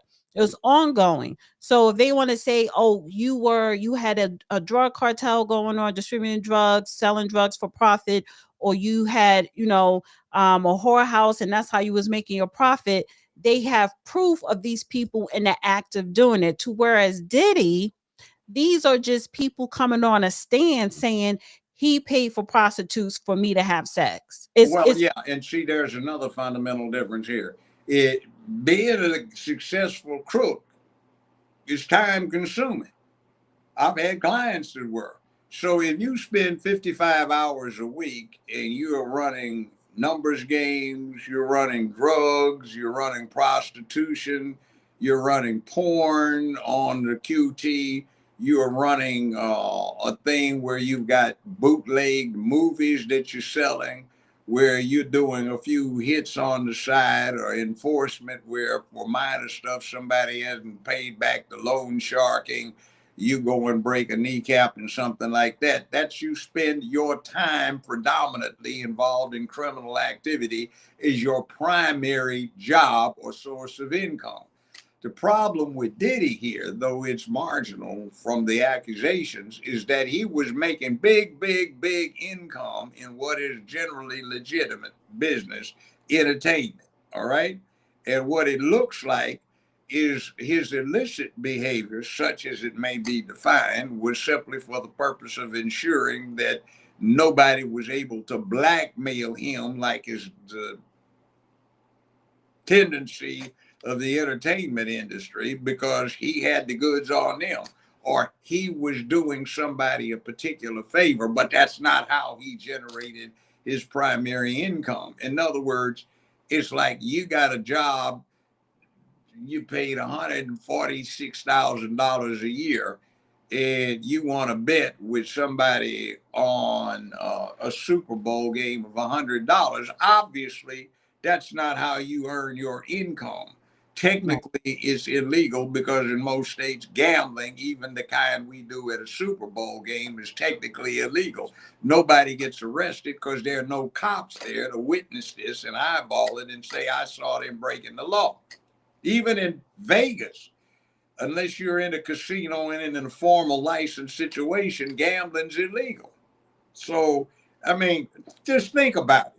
How many times do we have a bet on the outcome of a bowl game, a playoff game, where we do it with impunity, talk about it because there are no cops there to witness us doing it, but it's illegal under the laws of that particular state. All So right. here's what I want to just one last thing I just want to show here. This is the judge final verdict sheet.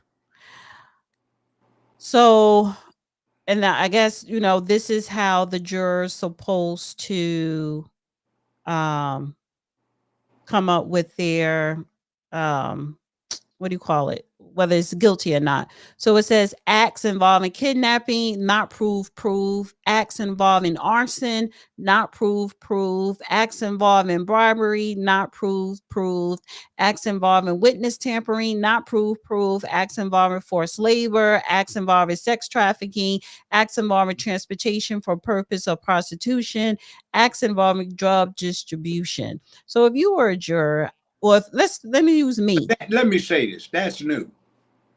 Which New one? This whole thing is a new development in law. I've tried some of these cases involving the Mann Act in federal court before. What's new? This sheet?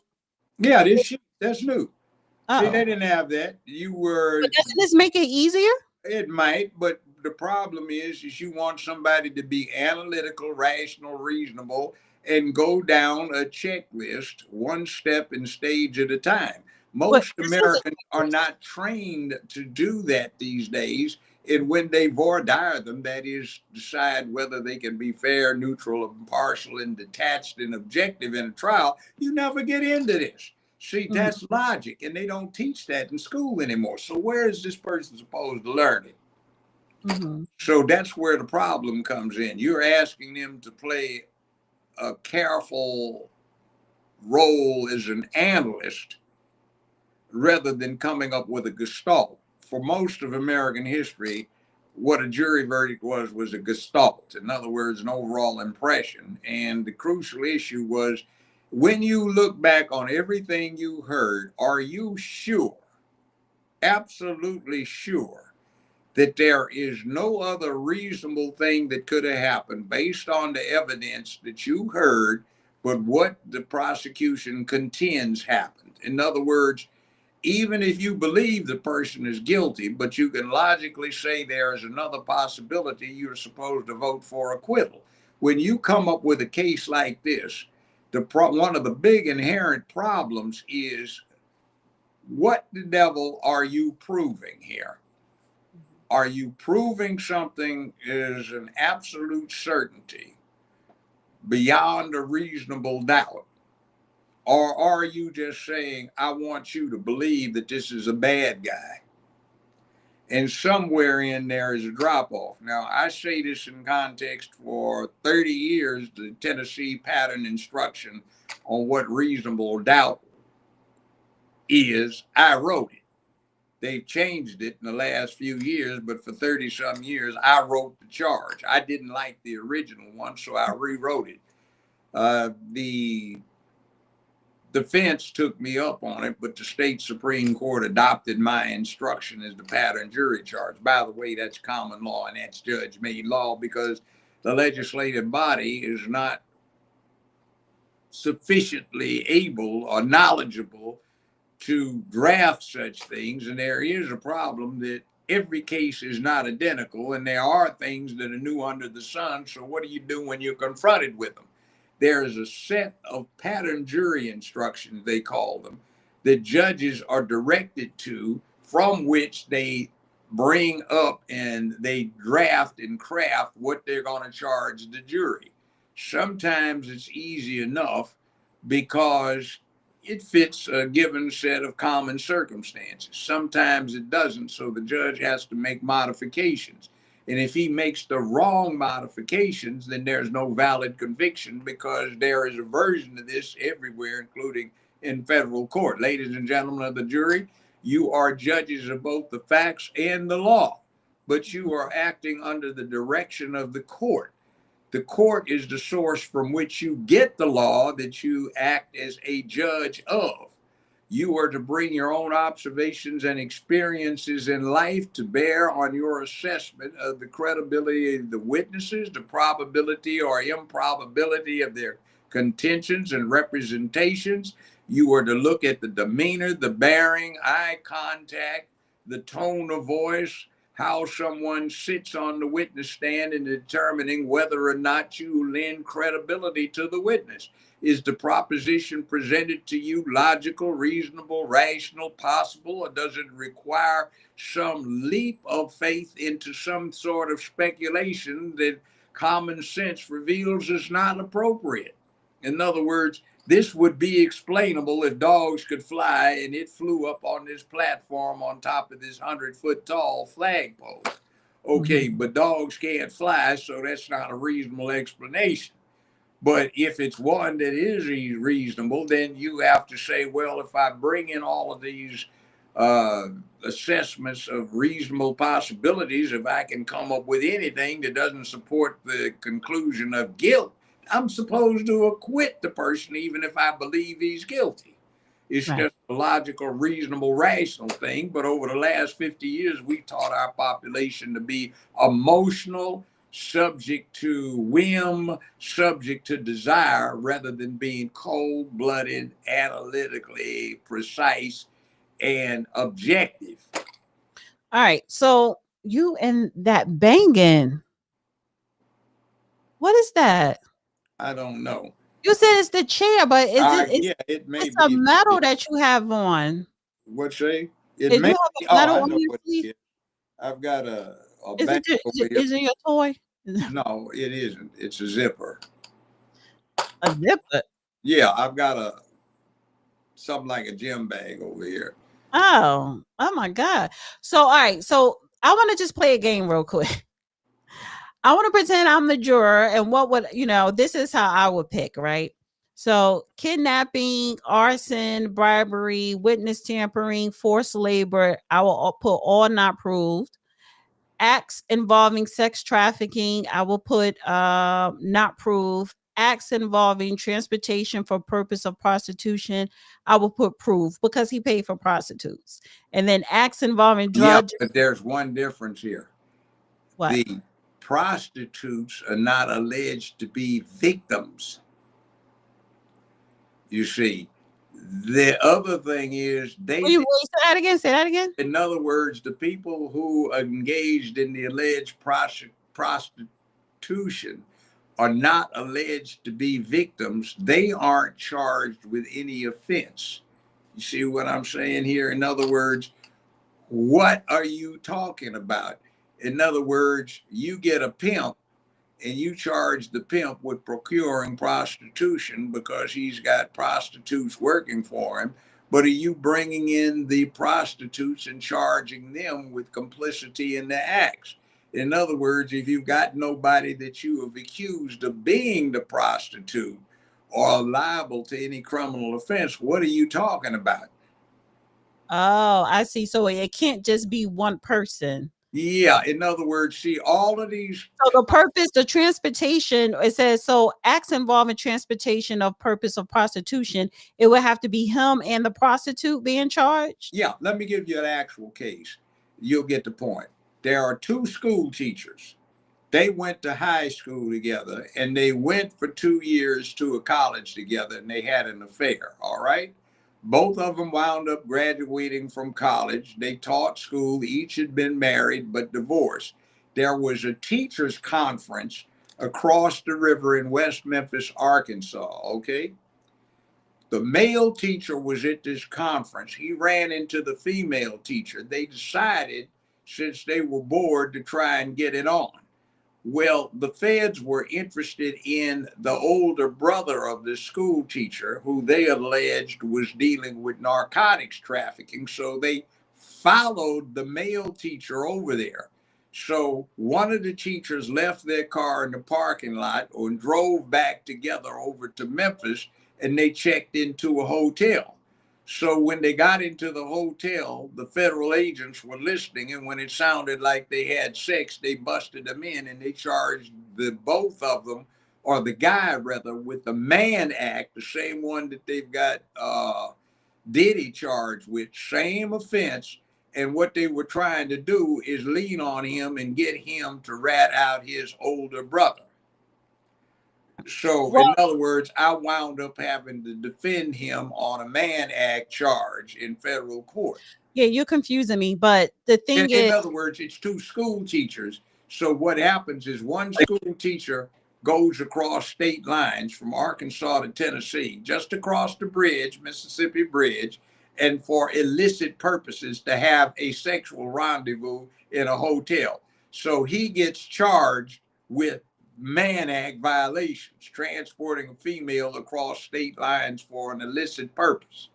Well, it shouldn't have gone to trial, but it did, and I got my client right, but acquitted. I need, okay, now compare it to this, because I'm Well, in focused- other words, it doesn't have to be a good, I'm talking solid about case. the prostitution. He paid for a Yeah, prostitute. in other words, what are you calling prostitution? As a matter of fact, during the trial, the federal prosecutor accused the woman of being transported for prostitution because the guy paid for the hotel room, and on the way over there, they stopped at a department store and he bought her a handbag. I don't get that. Now, listen. I can't understand that case. I need to go back to the Diddy thing. Listen to me. The school teacher male stopped at a department store with the female. They went shopping and he bought her a purse. So the feds were claiming that that was soliciting prostitution because he exchanged something of value for sex. So that's what they were using to go base their little Mann Act These thing. were professional escorts, so he paid for them in cash. Yeah. So where did you get them coming in, and how did they get caught up? So to this purpose here on this form, acts involving transportation for purpose of prostitution, because he flew them in. I will have to say proved. Yeah, but what if you fly your girlfriend in and you buy her a new suit? But it's not the girlfriends. It's the professional escort prostitutions that he flew in to have sex. Well, yeah, I got that part. But here's I would say that was proved in this here's case. the thing I'm saying. When the transaction went down, it was just interest, sexual interest. But later on, 8 years later, 7 years later, 4 years later, somebody said, we're going to prosecute you if you don't agree with us. Wait a minute, man, this was just me getting my freak on. Well, you're going to say it was prostitution. He paid him. Yeah, but what happens when you take the woman that you put on an airplane to visit you and you take her shopping? Or you say, oh, I know you need your rent paid for this month, so I'm going to pay you your rent money. I get that, but this is not that. In this case, it wasn't a girlfriend. It was a prostitute he put on a plane. How That's many what they years do for a living. How many years after the fact did this person say it was prostitution? Let's just say it was, well, he's been locked up for a year. So let's just say 2 years, right before he got locked up. 4 years ago, 3 years ago? A year ago. So it was before they raided his house. Yeah, I That's know. where he was doing that. So, Yeah. But I'm talking about, so going back to the beginning, I want to wrap this up. You're saying a witness getting on the stand saying he paid me to do this, blah, blah, blah, blah, blah. I'm the defendant. I'm not getting on the stand for you to ask me that question to say yay or nay. So now everyone that took the stand that said, okay, he paid me to come in and have sex with him and his girlfriend, that is technically considered hearsay, which means going back to this act involving transportation purposes of prostitution, would you say it wasn't fully proven yet? Amongst other things. Now try this one. There are statute of limitations that are not long on such acts as committing an act of prostitution. All right. Can I just ask you this simple? Wait, one thing. We'll stop for 1 second. This is for my purpose. Just because somebody said you paid them for sex doesn't mean that you can actually find them guilty of soliciting prostitution. Yeah, because the person that's making that claim is not law enforcement, and there's no law enforcement person that witnessed it, and there was no warrant outstanding for the person when the arrest was effectuated. The other thing is the statute of limitations is run. In other words, this person paid me for prostitution, but it's been so long ago, you can't prosecute No, but me. you can't use that. The statute wasn't run out because it wasn't that, it was recent. But to the first part, let's stick to the first part, that it wasn't a police officer. So why didn't the defense argue that? I don't know. Maybe they weren't, shall we say, ingenious enough. But here's the other thing too. If a prostitute sells her body to some customer on the street, vice buster, is that a felony or a misdemeanor? Well, a misdemeanor, right? Yeah. So in other words, the statute of limitations on the misdemeanor is how long? How long? 1 year. So what happens is 5 years after the fact, you want to prosecute somebody for setting this deal No, up, or okay, you so can't prosecute. right. So but in Diddy case, it wasn't over. This was throughout 10 years. The most recent, let me finish. The most recent was the same year his homes got raided. Okay. So why then are you going over 10, 12, 15 years worth of I guess right. So it didn't. So the current prostitutions he paid for did not the statute of limitations did not pass. However, the prosecutions, I hate that. Hold on for a second. The fuck? However, the prosecutions, they were adding stuff on from 10 years ago, 5 years ago, 15. and current. 15. Did they go back 15? Well, yeah. They went back to the Cassie thing because it says right here. Let me read this real quick. It says, if and only if you find the defendant guilty of count 1, did the pattern of racketeering activity include sex trafficking of Cassie Ventura? ? Yes or no? And I guess kidnap. I don't know what the act 1 was, but yeah, I don't know. This is kind of weird. I know it is. In other words, what the intent was not so much to get a conviction, but to get Diddy out of the way so he would not embarrass somebody. Now, I'll give you another example. Stormy Daniels was supposedly paid hush money by at that time, former President Donald Trump. Okay, if you pay somebody hush money, it has to be to hush up a crime. What crime was committed by Donald Trump based on Stormy Daniels' testimony? None. The law is if you pay somebody hush money to keep from being embarrassed, that's called being blackmailed. So in other words, the whole prosecution was based on going after somebody, Donald Trump, who got blackmailed by Stormy Daniels, if you looked at the evidence that way. So how did that come about? Well, the whole thing is on stay right now, and it's not likely to go anywhere on appeal. But that's what I'm talking about. In other words, this is the exact same group of people in the exact same part of the country, dominated by a certain political party and certain outlooks on things, that went after Diddy. Remember, the warrants were in California and Florida, but the prosecution's in New York.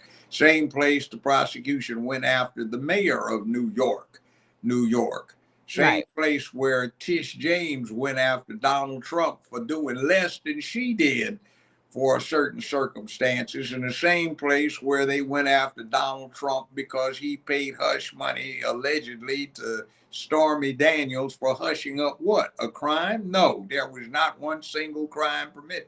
Okay, all right, we get it. So with this sheet here, basically you're saying that all of it should just be not proved. It really wasn't. I don't know. Beyond a reasonable doubt. It wasn't proved beyond a reasonable doubt. Here's my problem with it.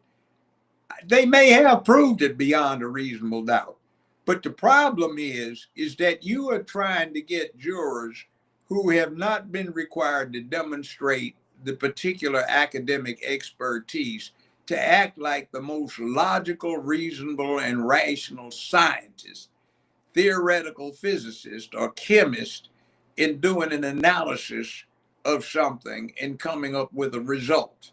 That is a little crazy. That is entirely too complicated, and it is too fraught with opportunities for an injustice to occur. And what it strikes me as is somebody was pushing the limits because they had another objective besides to bring justice to the situation. They were trying to protect someone. And their objective was to get the person incommunicado, out of the way and out of the public limelight after you embarrassed him and tried to tear him to shreds, so nobody would pay attention when it came time to go to the polling place prior to or during the November 2024 election cycle.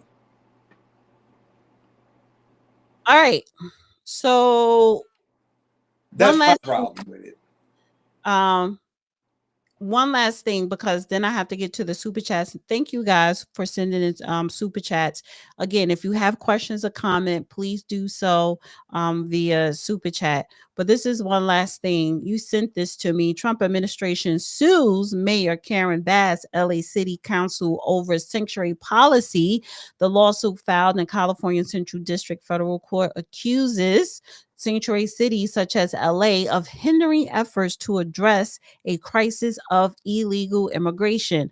The U.S. Department of Justice sued the city of Los Angeles and city council members this past Monday, today, calling LA sanctuary city law illegal and asking that it be blocked from being enforced. The lawsuit filed by Trump administration and California Central District Federal Court said the country is facing a crisis of illegal immigration and that its efforts to address it are hindered by sanctuary cities such as City of Los Angeles, which refuse to cooperate or share information even when requested with federal immigration authorities.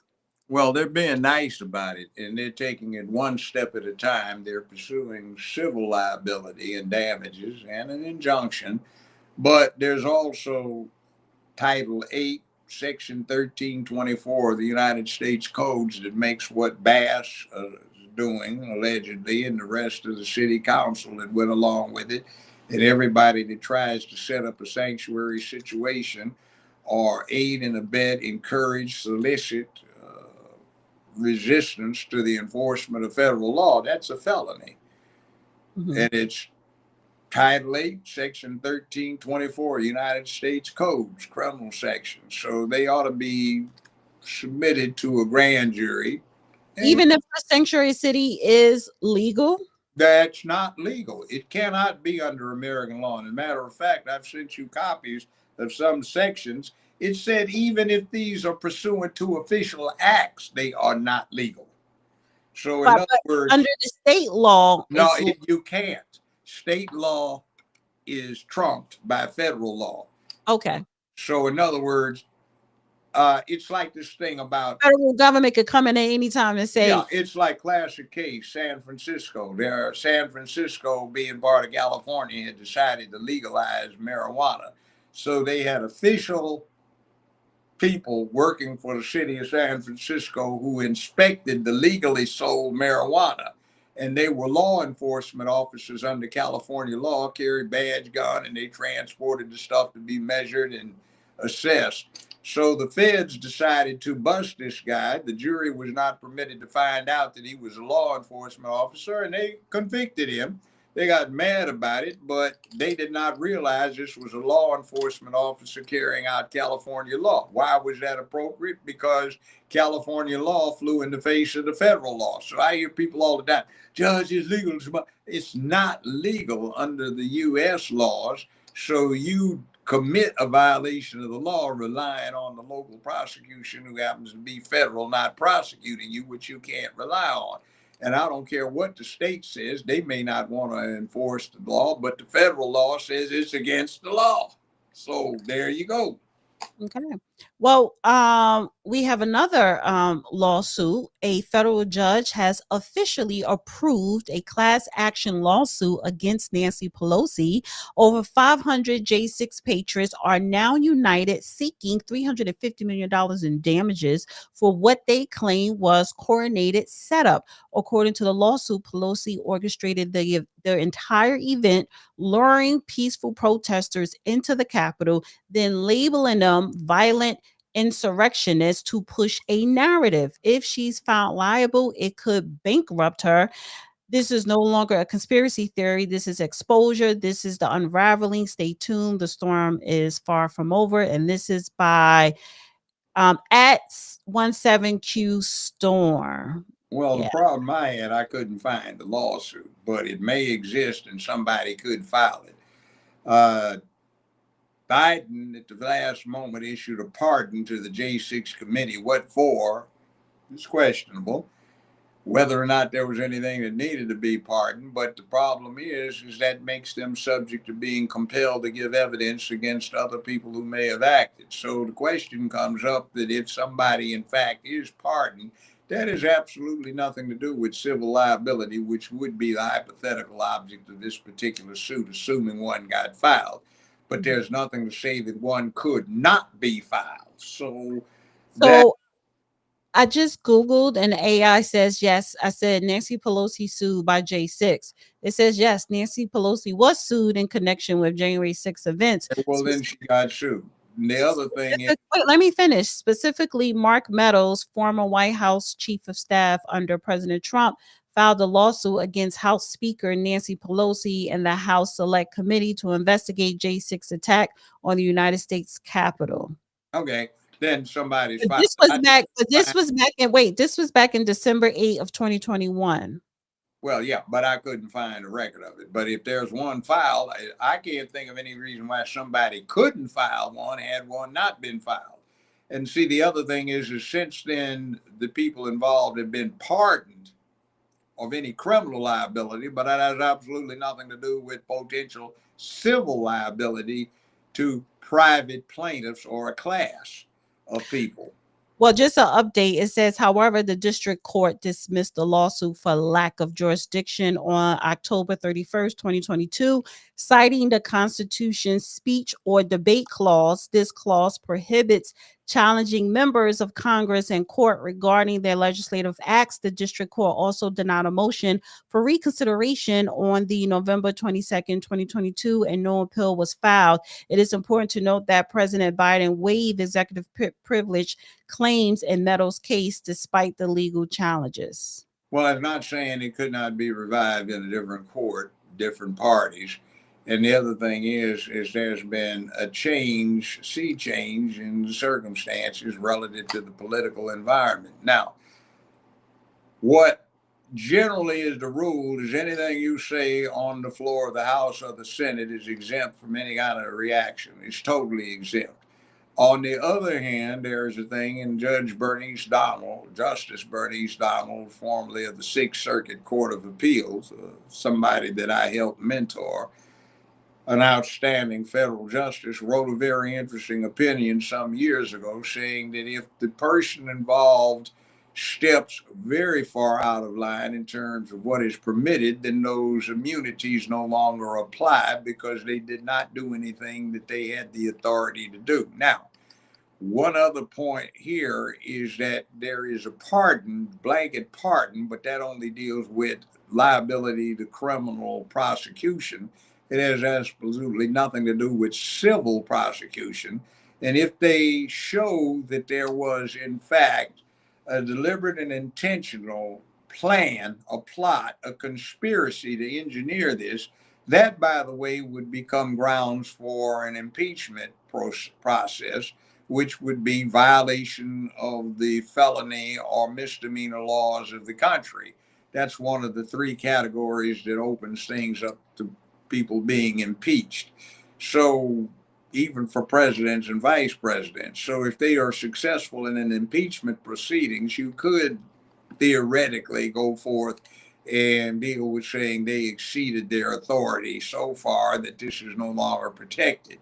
You are not protected, immunity or otherwise, from concerted criminal activity. Now, all right. So, but here's the thing, though. But here's the thing, this person, Q the Storm, see, people on X and a lot of people throughout social media, they post stuff to make it seem like it's true, number one, and that is in real time, to where what he is referring to is a lawsuit by Mark Meadows going back to 2021. Yeah, and there's been some alteration of circumstances. But hypothetically, if it were shown that she far exceeded her authority and committed criminal activity, in this case, a conspiracy, and under American law, every state and the feds, you can conspire criminally to do an act that is legal and in a legal fashion, but it becomes a criminal matter if it is a conspiracy.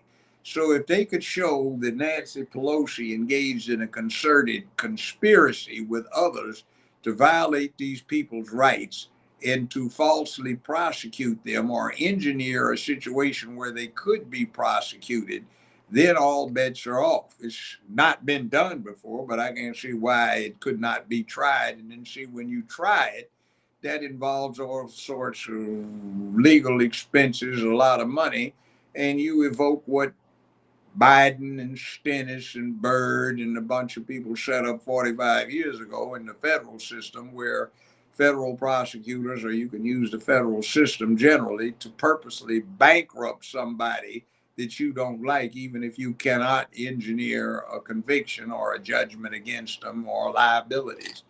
So that's turnaround. All right. All right. So I'm gonna get to the super chat so we can end. I'm tired.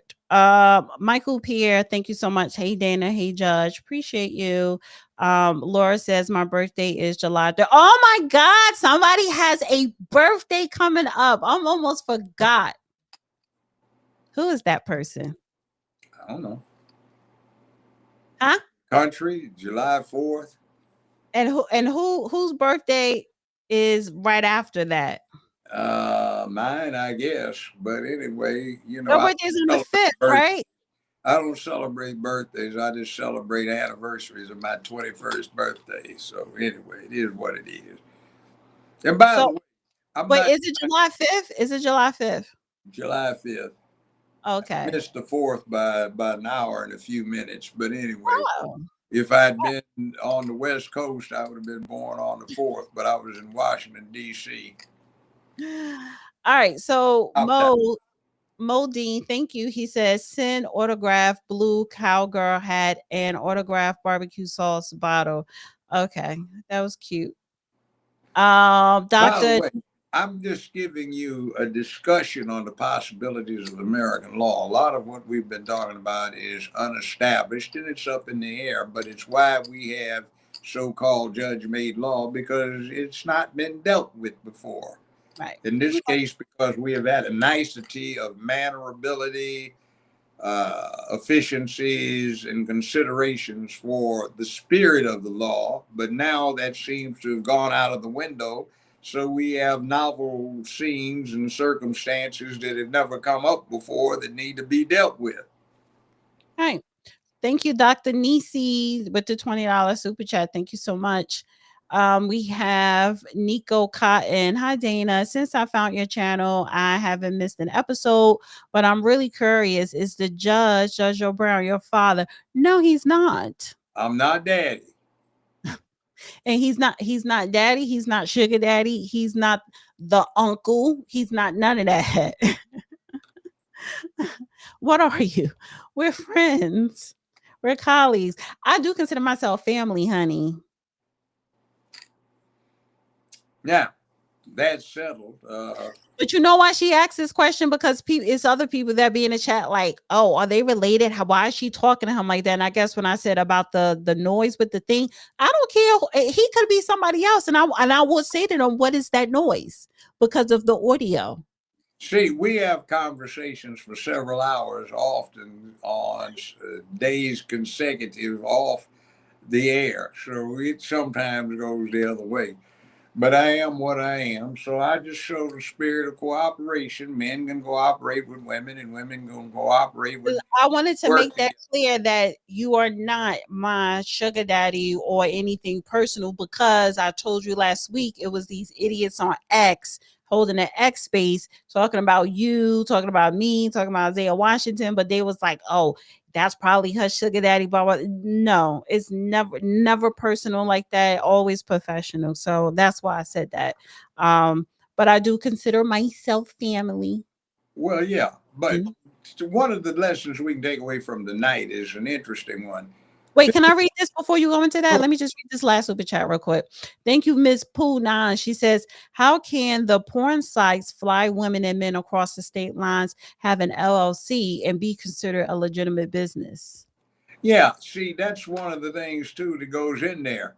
That's why this 100-plus-year-old statute needs to be wiped off the books, because it simply says transporting a female across state lines for illicit purposes. Now, what is illicit? If you get paid for sex, is it because one person's enjoying it or some people get to watch it? And obviously somebody's getting something out of it, you know, when they get the little and everybody squirts all over the place, or they get all of the passionate oohs and ahs going on. So what is it? We have these things in American law that it's like, wait a minute, is Diddy procuring prostitution, or is he doing something else? And guess what he was doing? What was he having his guests do? They got to watch. What is porn? You get to watch somebody having sex. When you get porn actors doing it, they're getting paid to have sex so people can watch. So is this prostitution if somebody's getting paid to perform sex that others can watch, but in person rather than on video or on film? That's a great point. You see, so next thing you know, they're going to be setting up regular citizens such as myself who watch porn on their phone. Well, you see, that's why I was concerned about it, and we've talked about it. What happens if you fly your girlfriend across the country and you the take girlfriend her can shopping? yeah, because the girlfriend can say, well, he raped me or sexually assaulted me, and that was his intention because he paid for my a woman can now set you up with that. Well, yeah, but see, it's worse. That's why I recommend don't fly nobody out. Well, see, it's worse than that. She doesn't even have to be mad at the guy. The feds can say, we want him, and if you don't cooperate, we're going to bring you in as a co-actor on this whole thing. Well, what did he do? We followed you. We know what he did. He spent $3,800 buying you some clothes and some coats and some purses and shoes. All right. So you came across, we know you had sex with him. We recorded it. That's you, female, being transported across state lines by airplane for illicit purposes. You had sex with him. Is that prostitution? Or if you fly in Stormy Daniels to have sex on camera so that they can record it for porn on Pornhub or something, is that any different than what Diddy did to bring in somebody to put on live sex performances? Back in the late 60s, they used to have that in the red light district up in San Francisco all the time. All right. So what are you talking about here? Yeah. Well, good stuff. Allocated. All right. So good stuff. And that's it. Thank you, everybody. Listen, I appreciate you guys listening, watching in the chat, and most importantly, guys who sent in super chats. Let me just acknowledge something real quick. Anything you want to say in closing, Judge? Hey, you know, one of the problems these days that is making stuff go wrong is we have abandoned something called common sense. We have gotten stuck sometimes on the letter of the law without understanding the spirit of the law. And also a thing, too, that is inherent in American law, when the reason for the law ceases to exist, so must application of the law. Okay. And essentially, when it comes to Diddy on the 5 counts, we are not concerned about a black man transporting a white woman, or one that almost looks like a white woman, across state lines for illicit purposes. Right. That's no longer the thing, but that's what we have here. I do want to say thank you to Walter for the Cash App. This was a couple days ago, and Florence. Yes, thank you guys so much. All right, Judge. Thank you. And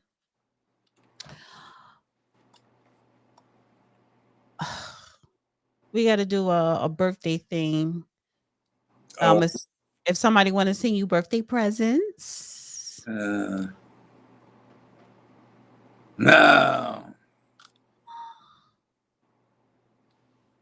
Well, send it to me. If you want to send it to him, send it to me because he don't want it.